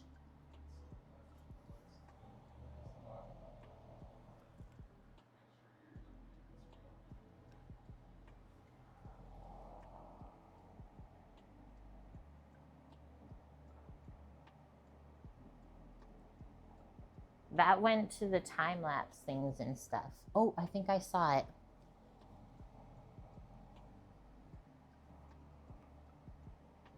Ta-da! Everyone, that was a large accomplishment. Thank you very much. All I really wanted to show you was the pot that I am at over here and about how much salt I'm putting in.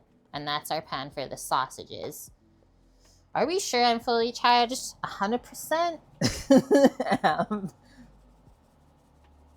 Make it salty like the sea.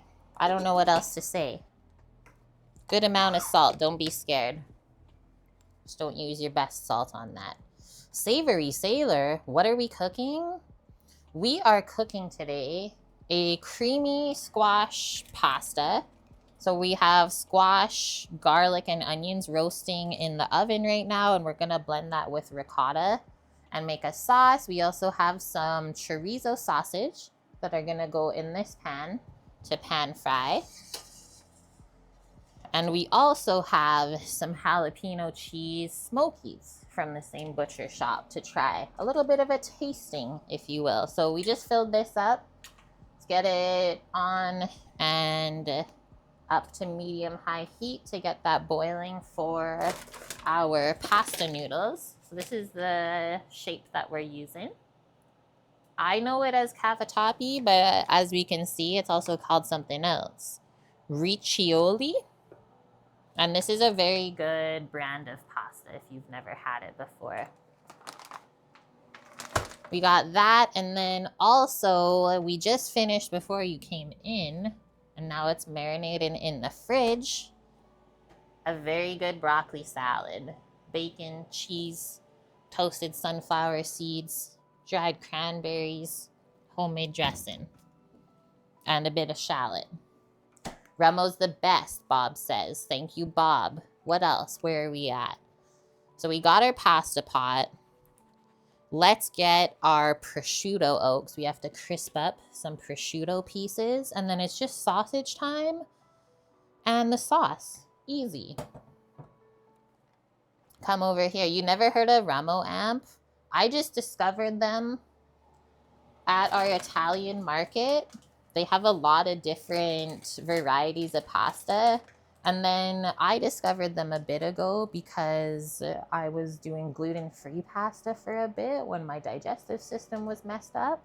But now I've switched back to regular. Good to go. But yeah, even their gluten-free pasta is legit. Like, I almost thought it was better than some regular pastas. Oh, Amazon. Nice, Bob. It's not expensive, guys. I think that bag is like max $3. Whereas most of the pasta at the store is like $4 or $5. And that's 500 grams. Okay, come over here. Your minion likes the Rummo gluten-free better than the regular too. See? Yeah, there's something about the texture. It's really good. Where's our prosciutto? I actually got this prosciutto from Costco because we were going to make this last week. It's just a better price. I got like double the amount from Costco compared to even the Italian market for weight. And yeah, just made sure that it was still the right stuff. So prosciutto di Parma is what we want, and hopefully it's made in Italy. It should be. I've only ever made prosciutto once in my life at a restaurant, and it takes over a year before you even get into tasting it. More like 2 years, and it's quite the process.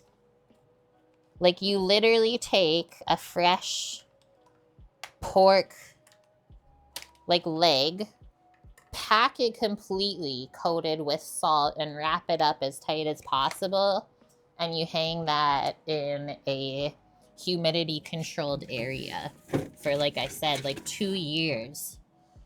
That's how long it takes to get the meat like this. And then you have to carve off all of the skin and everything from the outside, and then we end up with this. And then there's also the bone inside of there too that you always have to carve around. This brand has been around since 1812. Like, that's before Canada was even a country. Think about that. What? Makes you wonder.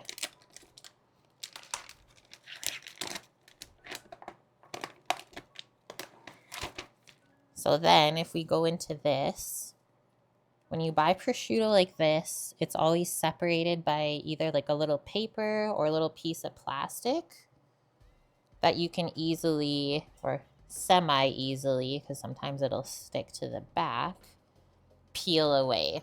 And then we're gonna layer that onto the pan to crisp up. Takes about 10 minutes or so. When did Canada become a country? 1867. And then we should always try the product. And I'll share some with Samo.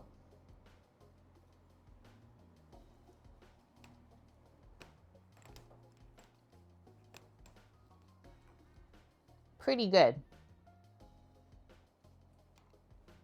Nowhere near as good as the one we usually get, though. But pretty melt in your mouth. That'll be good crispy. Chef's privilege. You gotta try it. I've never had this brand before. So yeah, that'll take around 10 minutes at 400 Fahrenheit in the oven, but we'll reuse the same pan that the squash is in. Lastly, or second last rather, let's just read over the recipe for the sauce with the squash. Make sure that we got a good idea of what we need to do. I'll also take out the ricotta cheese, the lemon, and the Parmesan so that it can temp up, because we're going to use all of it.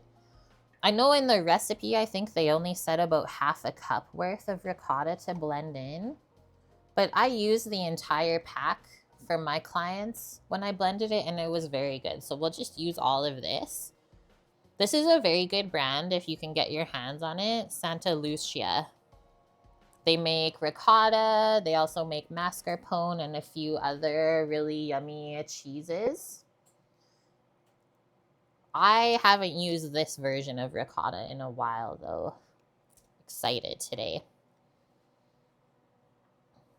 I made this recipe 2 weeks ago, Anders. That's why I remembered. Yeah, half a cup of ricotta. But like they don't even sell that size of package here, that small.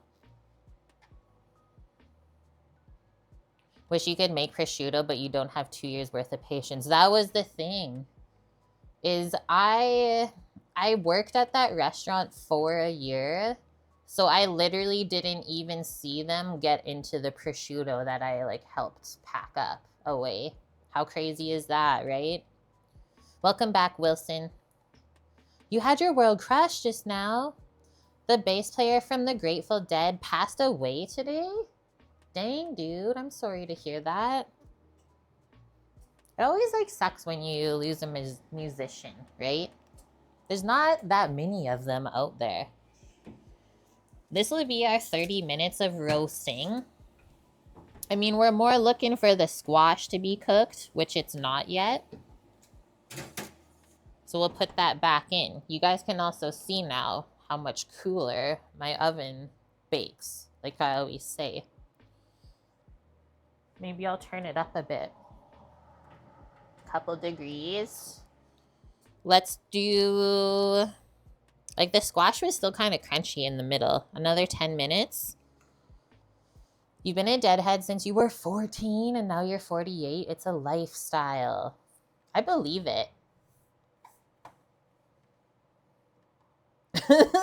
Eric, you'll eat all of the cheese. Open up.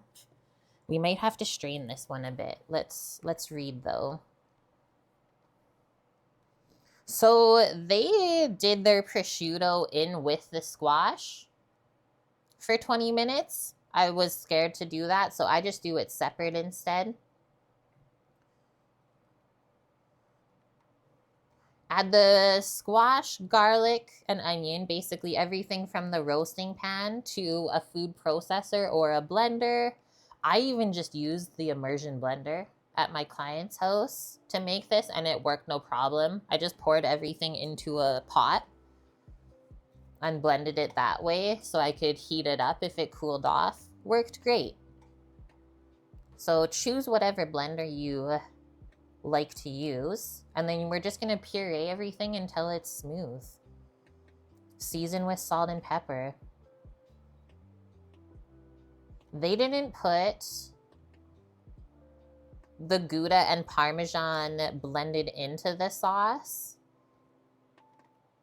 They put it more in like when you toss the pasta with the sauce. So up to you. We have a bit of Parmesan to use, so maybe we'll save it for garnish rather than inside of the sauce. And then we do want, this was a really important part, which is why I said you can't make the sauce ahead of time. We need some of the pasta cooking water into the sauce to dilute it a little bit. But then having the starch in the pasta water will not dilute it too much and keeps the texture really nice and silky. So that is key. Do not skip that step, because otherwise it will be much too thick with just the cheese and the squash. And that's it. And then the crispy prosciutto gets crushed over top to eat it. Very good. Very, very good. So in the meantime, suppose we can fill the blender with the cheese and get that ready to add the squash to and blend. We got the pasta pot going. So if you cook your pasta noodles a bit early, then you could do your squash early. But I like to have everything hot and ready together. It just makes sense. Let's grab a blender.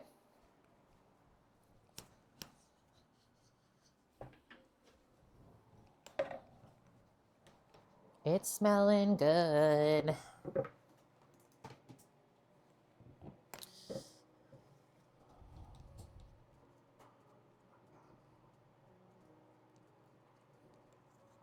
Is there a little peel thing? There is. Okay, I'm gonna peel this by the sink because there's water. There's whey inside of it. We just want the curds, not the whey. So this is how it's packed. It's like packed in a little paper parcel to pick out of there. It's actually not that much whey in there.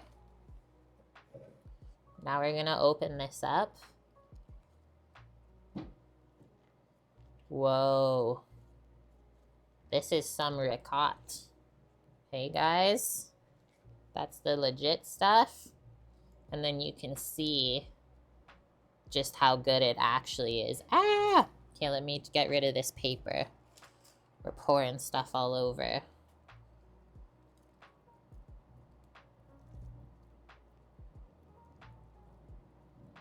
This stuff is so good. It's got like sweetness to it usually. Let's see if it still tastes the same.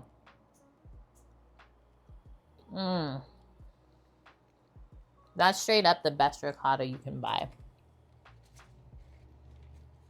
Holy smokes. It tastes like I just made it. Yeah, don't tell me. Not feta. But that is why we bought tomatoes today. Because I have everything else for Greek salad other than a tomato.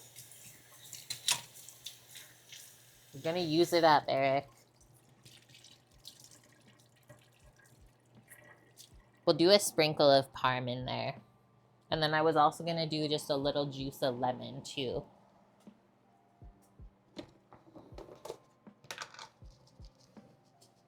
The other liquid that you could add into this is like a bit of stock or broth. If you had, instead of the pasta water, if you didn't want to wait, I'm going to do this chunk of lemon juice. Just to cut through the cheese and the squash. Because the squash is a bit sweet. Then we'll taste that after.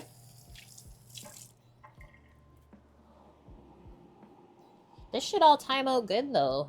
Should be able to cook the sausages in the pan and then finish them in the oven.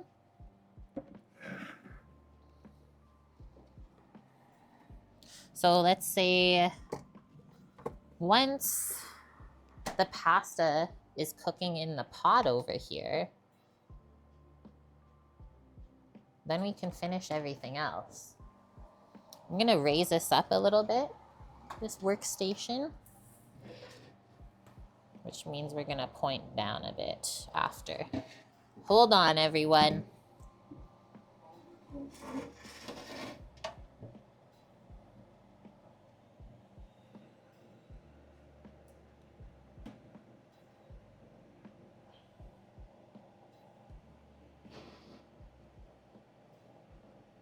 Now we got all the scenes.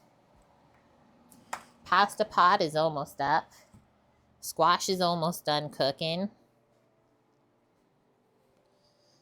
In your opinion, tomato-less Greek salad is also good, Greek? More olives and cucumber for you? That's true. I wouldn't be upset. This angle looks wild. Also, do you guys like my oven temp?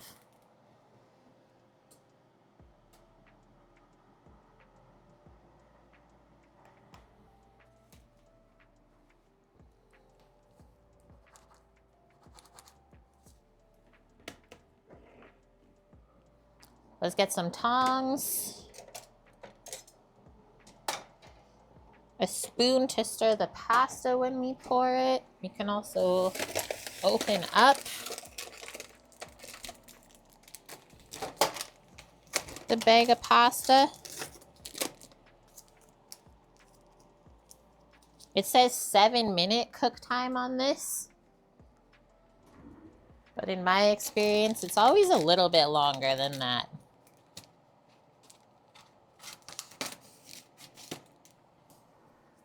And typically I've found that a 500-gram package of pasta will make around 4 servings.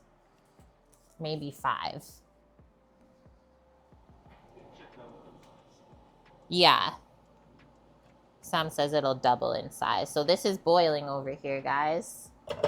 Might as well get that cooking.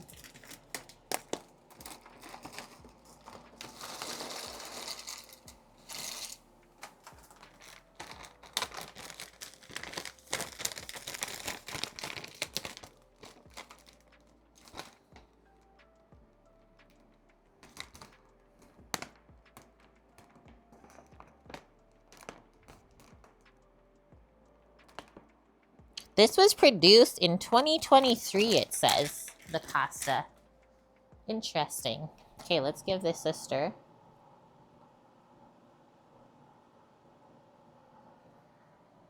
Is our chicken back here thawed for tomorrow?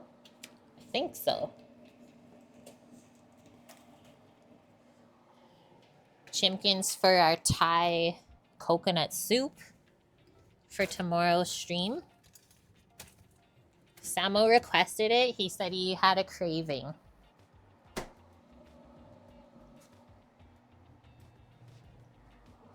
Let's do this for now. Still waiting on putting the prosciutto to crisp. I'm gonna put the sunflower seeds away. On the digital display, is that the temperature or Eastern Daylight Time? I'm in Mountain Standard Time, MST. That's the temperature of the oven. I love how it's like, wow, wow, wow. It looks crazy right now. Holy, it smells like garlic in this hallway. This is nuts. We gotta open the window a bit more? I did. Maybe just the wind is coming in a bit through. It's pushing it. It smells good though. No problem. 420, woo! Okay, so momentarily we'll start this pan up for the sausages. I'm gonna stir this one more time. And then let's check on our oven things.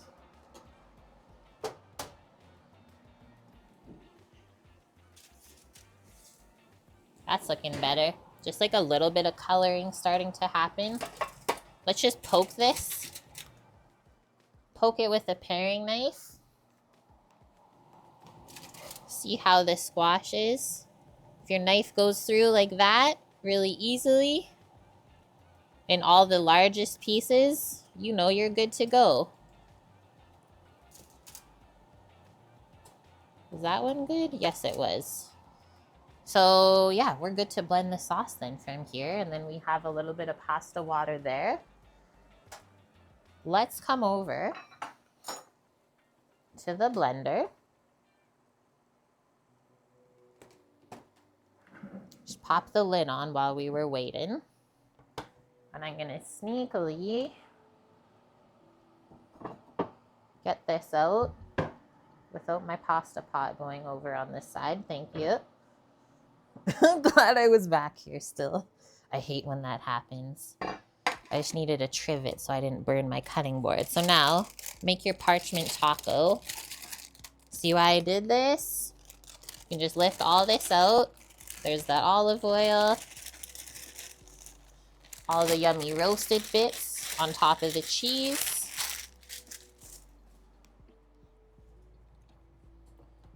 Just covering that for a moment. Because we got this to fill with prosciutto. Just get a little piece of parchment in there.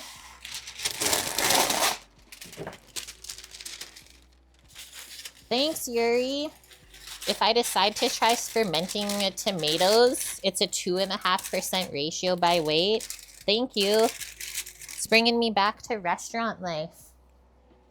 And I used to do all those crazy things for when we made charcuterie. All the different ratios of the sausages and salumis. Okay, so one by one. Where's the plastic on this? What's going to be the easy way to get this off? Like I said, sometimes it'll try and stick.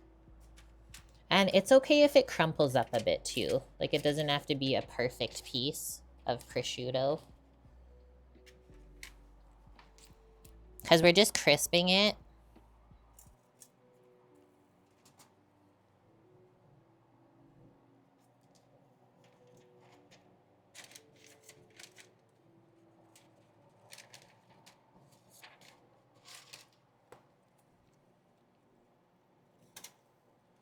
There's crazy smells, Eric. Yeah, they were fermenting tomatoes.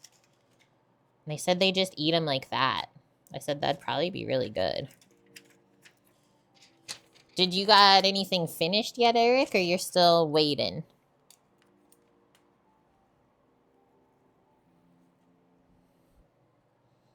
And do you still like give away your hot sauces, or is it more just for you now?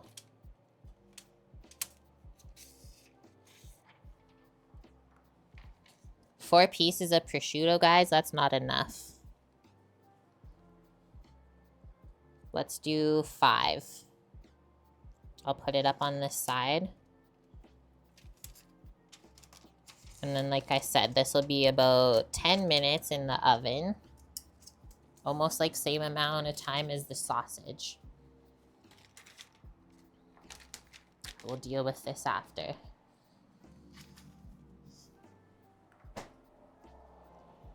Okay, say goodbye.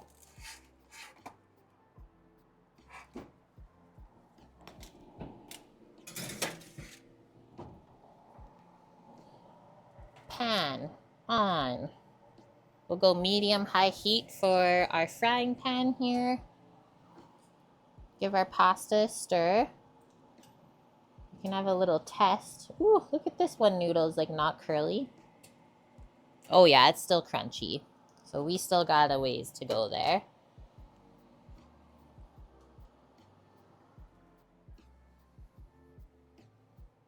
Did some bottling of stuff just from last year, nothing yet from this year.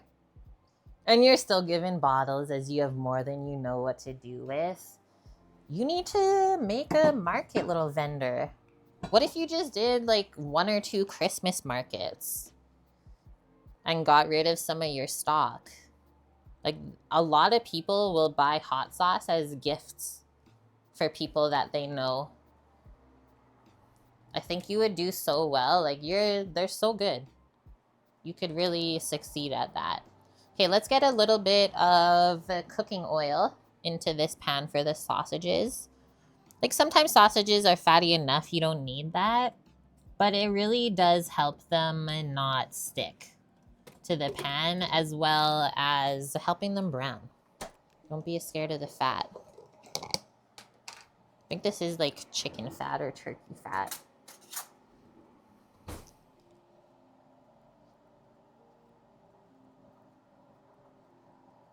Scrape the impurities off.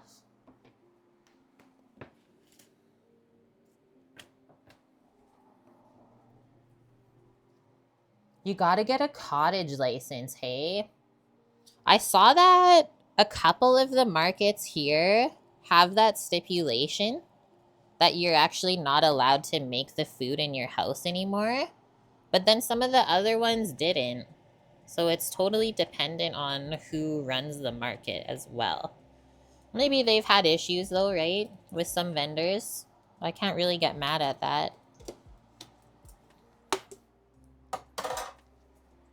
Rather be safe than sorry. I know also you usually need some sort of insurance. Is always smart for yourself. Just in case. And that's really it.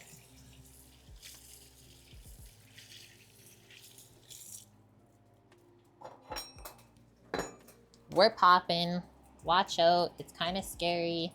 So we'll start with the chorizo in here. Ah, why are you being mean? There was impurities in that fat.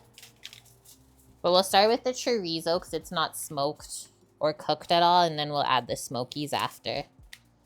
Jesse and Cantero, welcome and thanks for the follow. I think this might help too. Some light in our lives, guys. This is scary right now.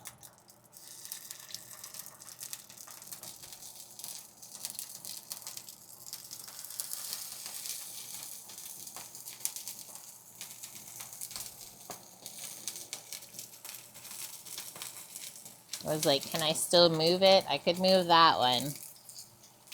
Do that.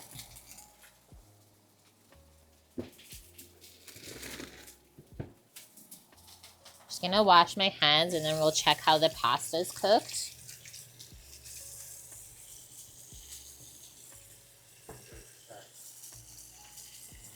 Shushage. Shushages. What's up?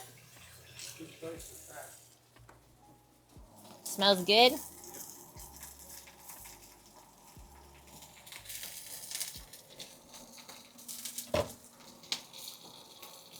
Now we're cooking, chat.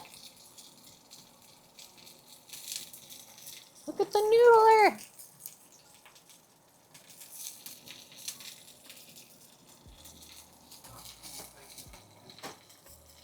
A bit crunchy still. Almost there. I think 2 minutes I'll put. Okay, while we're waiting, I'll open up the Smokies. Because when the pack of Smokies is half off, you have to buy it.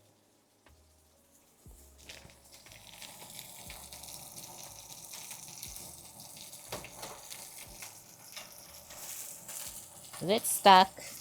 I'm gonna swivel this then. As you can see, guys, I'm sure, the stovetop that we cook on the daily is very uneven. So it's hard to get good cooking happening. When you can see the angle of the pan, it's like falling into the middle. Can we fit all four?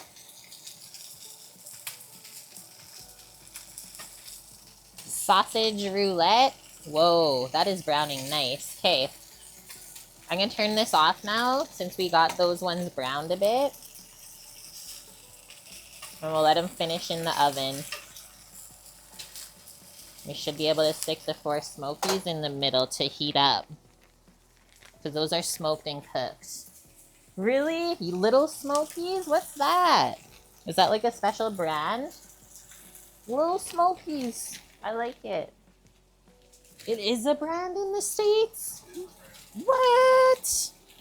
Hey guys, say goodbye to the shushage. Shushages. How's the prosciutto? Prosciutto is getting there, still a bit longer. We're gonna do another 2 minutes. Now we're gonna come back over to the pasta pot. We're almost there. See, you know it's almost ready, because look, it's about to overflow.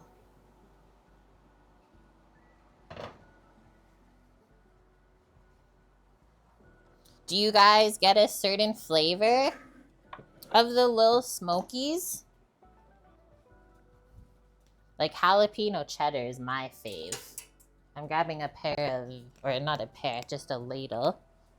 I'm gonna start ladling in, since we're almost done, just some liquid to blend the sauce over here, since you guys can watch.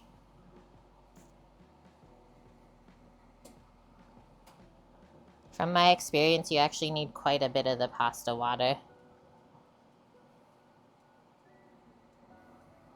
And then we season the veggies when they roast, but with the amount of cheese, we'll probably need a bit more salt and pepper when this is blended. Let's see. Just gonna turn this pot off now since we're almost there, and the noodles can just hang out in the hot water.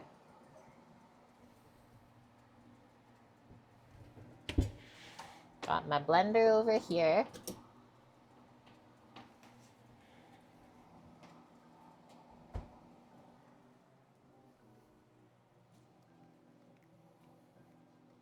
You have a family that really likes Hickory Farms, or some family, you really like the cheese ones. The ones that you get are teeny tiny cocktail sausages that you serve in barbecue sauce? What? You need to look up more over here. There, that's where I am. I don't think I've ever really had cocktail weenies like that. That's our 2 minutes, guys. Look how thick it got already. We need more water. But it's working. Is the prosciutto crisped? Nope, not yet. Almost though. I'm gonna swivel this around. Sausages are still sizzling. But let's get some more liquid. Mmm, smells good already.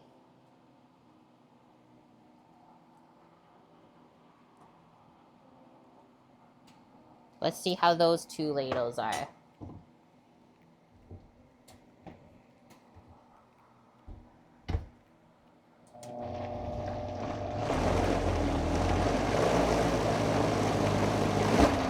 There we go.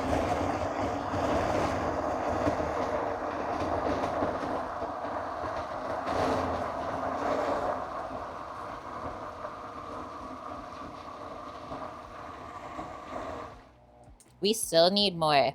You know what this is reminding me of? Like, almost a mac and cheese sauce.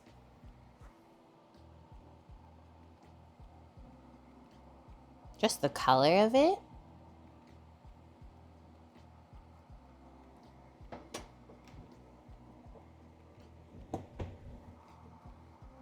Keep going, guys.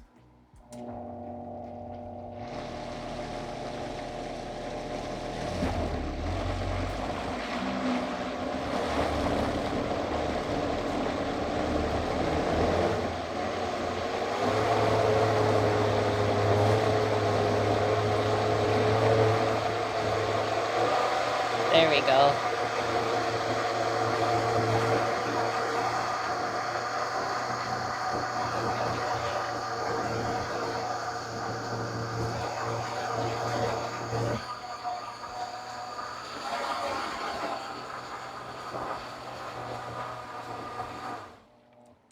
I'm gonna stop there. Whoa. Look at the color. It's like really overlit right now, but I'll show you in the other cam.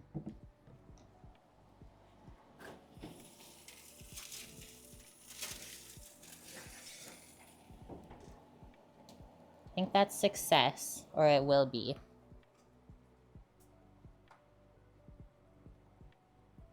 That's the color, guys. Looks amazing and vibrant. And then here's the crispy prosciutto. So see how they get like darker and they shrink as they crisp up? So that's what you're looking for those to be done. And then just a few minutes on the sausages in the oven. So why don't I put like maybe a 5-minute timer on? I'm gonna leave the pasta over there unless I think it's gonna overcook in the water.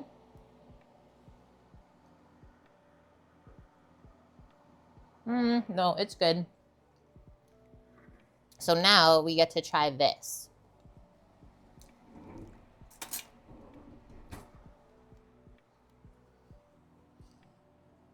It looks like soup. It looks like a squash soup.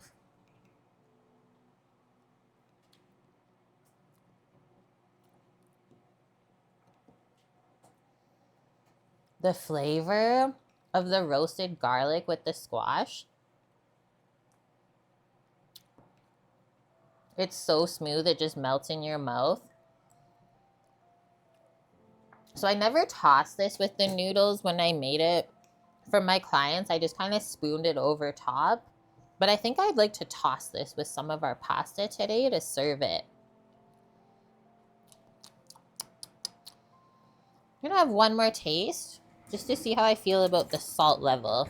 But keep in mind the prosciutto is salty now that we made it crispy. And so is Parmesan cheese. I think that's good, guys. Like, really good. Because we just made it, it's nice and warm still. The sausages are screaming in here. Scream! Maybe I should give those smokies a little stab real quick before they explode. Ah, sorry. I was just trying to get my trivet, but it got stuck on the other one.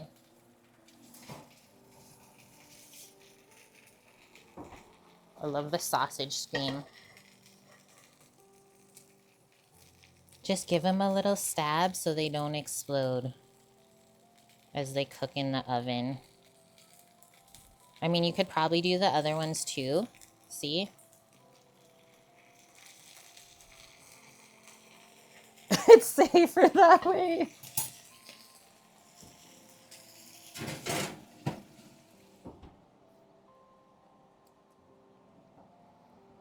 Okay, what's the timer? 2.5 minutes. We'll check those. It's more fun to watch them explode. Even better if it's in your face. I try to minimize the scary experiences, Wilson. So I'm just straining the pasta now while those are finishing up, and we'll get ready to plate. We'll mix up some of the noodles. Only mix the noodles that you're gonna eat with the sauce. Otherwise, they just soak it all up, and you'll have to add more next time anyways. But what we should do before we sauce these is just give them a little bit of olive oil so they don't stick together. Pass the steam in your face.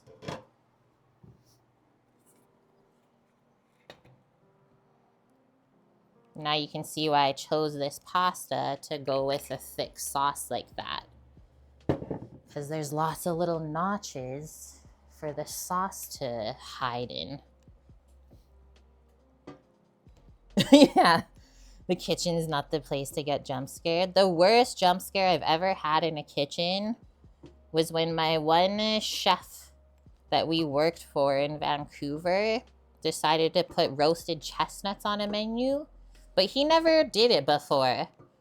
So instead of like cross-hatching the chestnuts so they don't explode in the oven when they start roasting, nah, he just put them full on in. And then I walk by the oven, the literal moment they start exploding because they get so hot. It was a wood or like a gas-fired like pizza oven. So it was like super high heat. Just start like freaking out. I was like, what is going on? Like it was like gunshots. Just like boom, boom, boom. And there's like shrapnel of nuts and shells flying everywhere. It was wild. Something I'll never forget.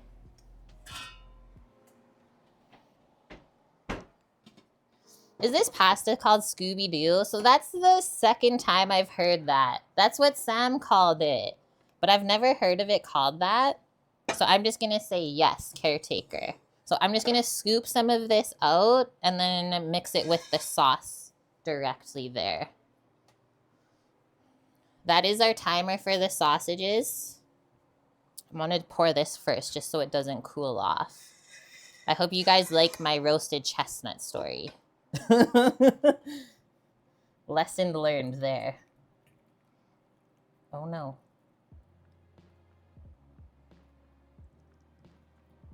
I'll dress like half of it, let's see. The sausages are screaming. That goes there. Sneak that back in. And I suppose we could check the sausages here together. Why not? Oh my gosh, listen to them.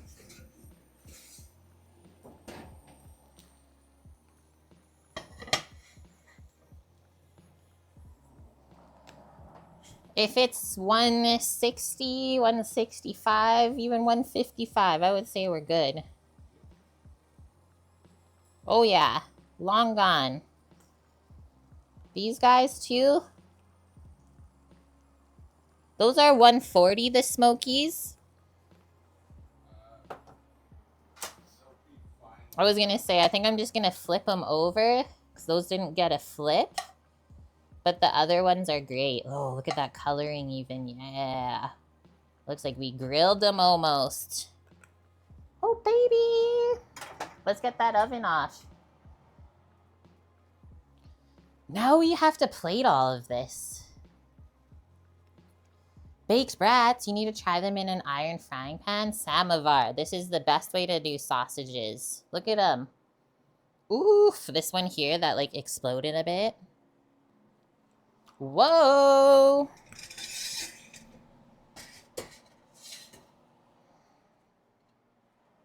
Clear the area.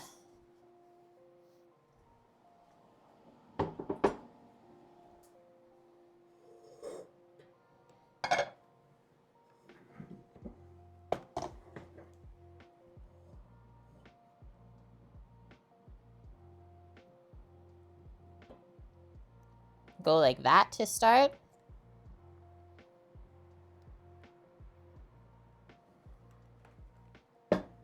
It's like a dip.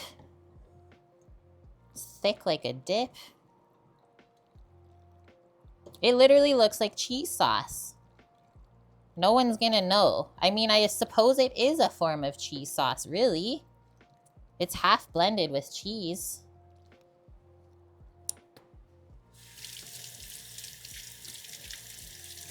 Holy shnikey.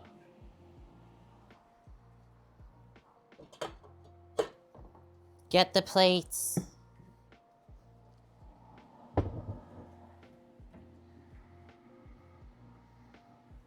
It's not a really soupy pasta, so I think we can get away. We want one black plate and one lighter one. Sam's having a bowl. The shallow one or the deep one? Sam wants a vessel that's easy to eat pasta in. You just treated yourself after work to 4 giant prawns. Yes, please. Sauteed them in butter, salt, and pepper. Just ate them with a fork. Sometimes that's all you need. Keep it simple. Is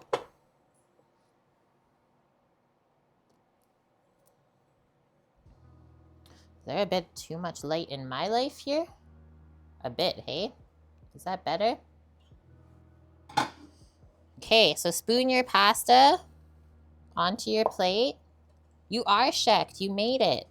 Look at how good this looks in Samo's bowl. I guess you're having the broccoli salad on the side then after? Okay. I love how this coated the noodles.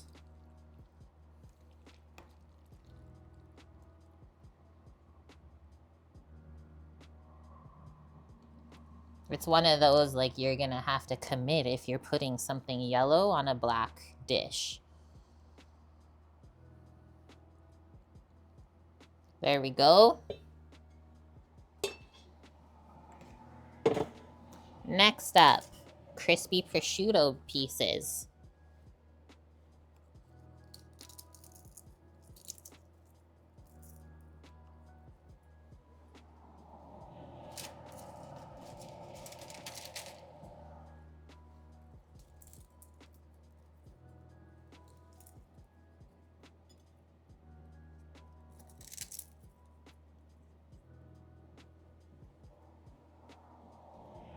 It's really crazy.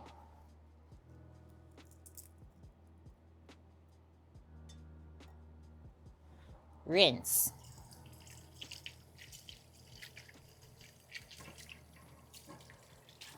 Are we slicing the sausages? You're just gonna go whole. I'll slice mine. Do you want yours? You want 2? Samo's shushich.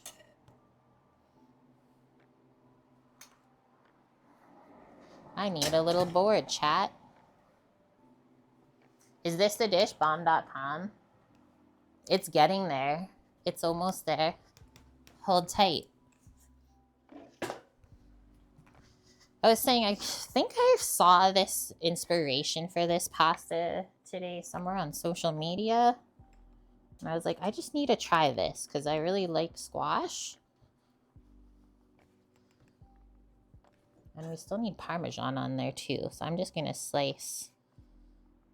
These are chorizo from the local butcher shop. I've never had them yet. But they don't look insanely spicy. They look really nice. Not dry at all. So usually after I slice that, just pick the whole thing up with the tongs. snug it up beside the pasta. Ooh, look at that. Ah, I was gonna pour it in Samuel's dish. There we go.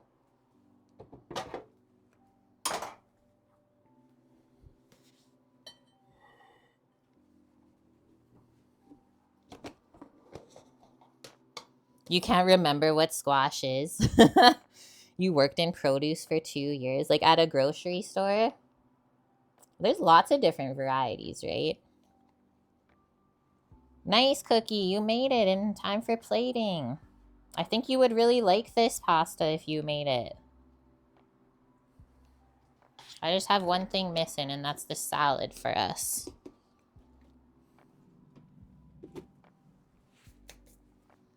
Yeah, we got the issues sorted. We didn't give up. This is the one people mash for Thanksgiving. I don't think this is a Thanksgiving meal. It was Canadian Thanksgiving 2 weeks ago now. And then American Thanksgiving is coming up in November. Just gonna do a pile, guys. Just a little pile for some color. Fill out the plate. I know maybe it doesn't super go together, but maybe it also really does. With the prosciutto and the bacon. Porky.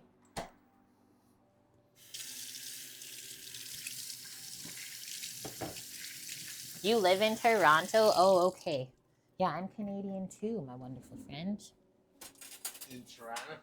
Toronto. Okay, light up our life one more time just for a photo. Would you guys eat this or what?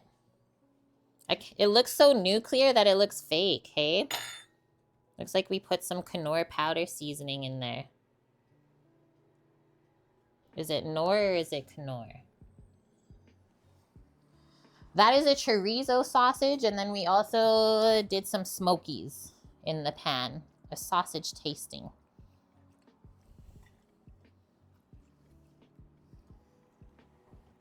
It's actually deadly. I haven't tried it all together with the Parma and prosciutto. Very excited.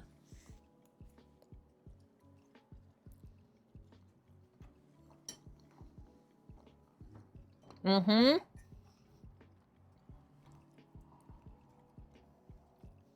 Whoa, that sausage is really good.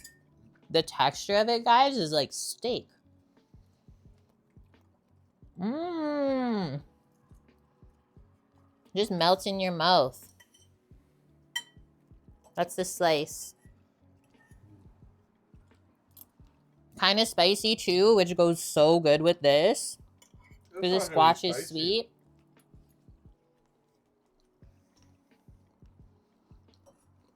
Mmm. This couldn't have gone better together. What the heck? So if you make the pasta, do a sort of spicy sausage. Can we not do that? You nut. Don't mind the nutter over here.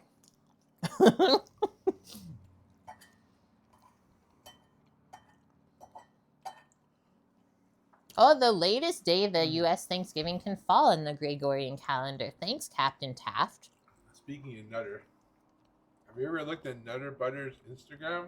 Nutter Butter's Instagram? No. Oh my god. What is it? It's slightly disturbing, a little intriguing. That you want to look, but you gotta look away. It's interesting. What? So you're saying we all have to? You guys go there and come back and report back to me. Someone put a link. Nutter Butter? I'm so sorry.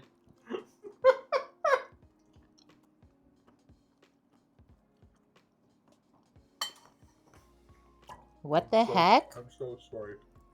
What do they do there? Ouch, my ears, dear.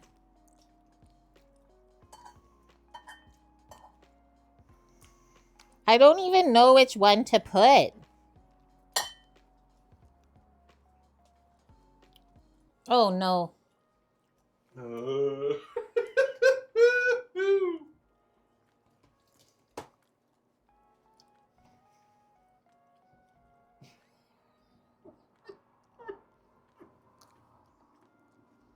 The fear in my eyes.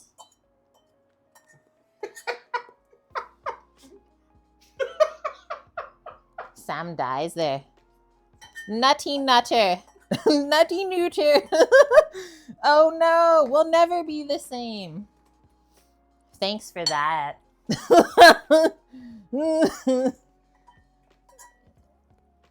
Now my Instagram feed is literally ruined forever. Hey, Cookie. Never be the same. Never better.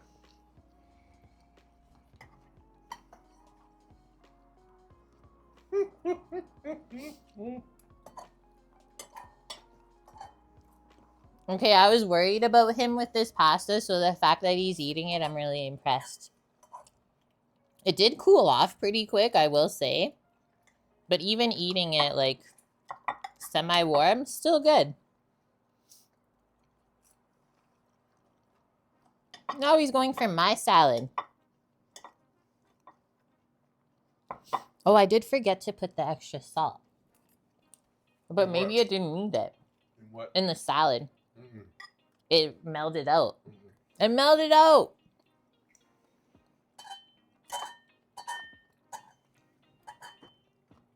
It goes good with it.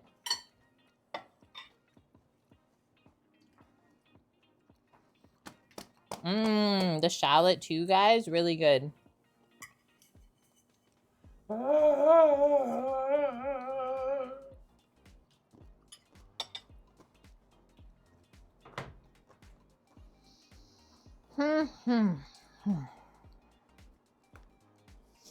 Leftovers.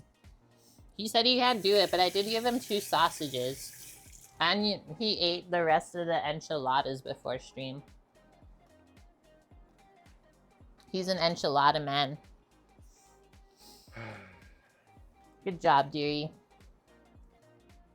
It was good, guys. I'm really impressed with how this all came together, because I wasn't really sure. Like, the pasta is not really a meal on its own. So with the sausage, and then I didn't really want like any cooked sort of veg because we got that flavor in the pasta sauce already. So having the fresh broccoli salad on the side for crunch is very good. Yeah, it wasn't overwhelming on the palate at all. And like I said, the little bit of spice. Incredible. Perfect. You got your appetite back. Good sausages from Victoria Meats, 100%. Very good sausages. No steak, any gristle? I didn't have any gristle in my bites. I haven't eaten it all yet, though. Nicely ground pieces that they weren't like super chunky. That's Yeah, the sausage like melts in your mouth. It's really good. If in Edmonton, Victoria Farm Meats make good sausages. I have thought about working there. Maybe I should go do that. Still applies. Okay, going to see if we're gonna rate somebody. It sounded like it was a bit crazy today on Twitch. Also, belch of approval for the chef. Excuse me. So, excuse me. Kept it quiet. What do we got going on?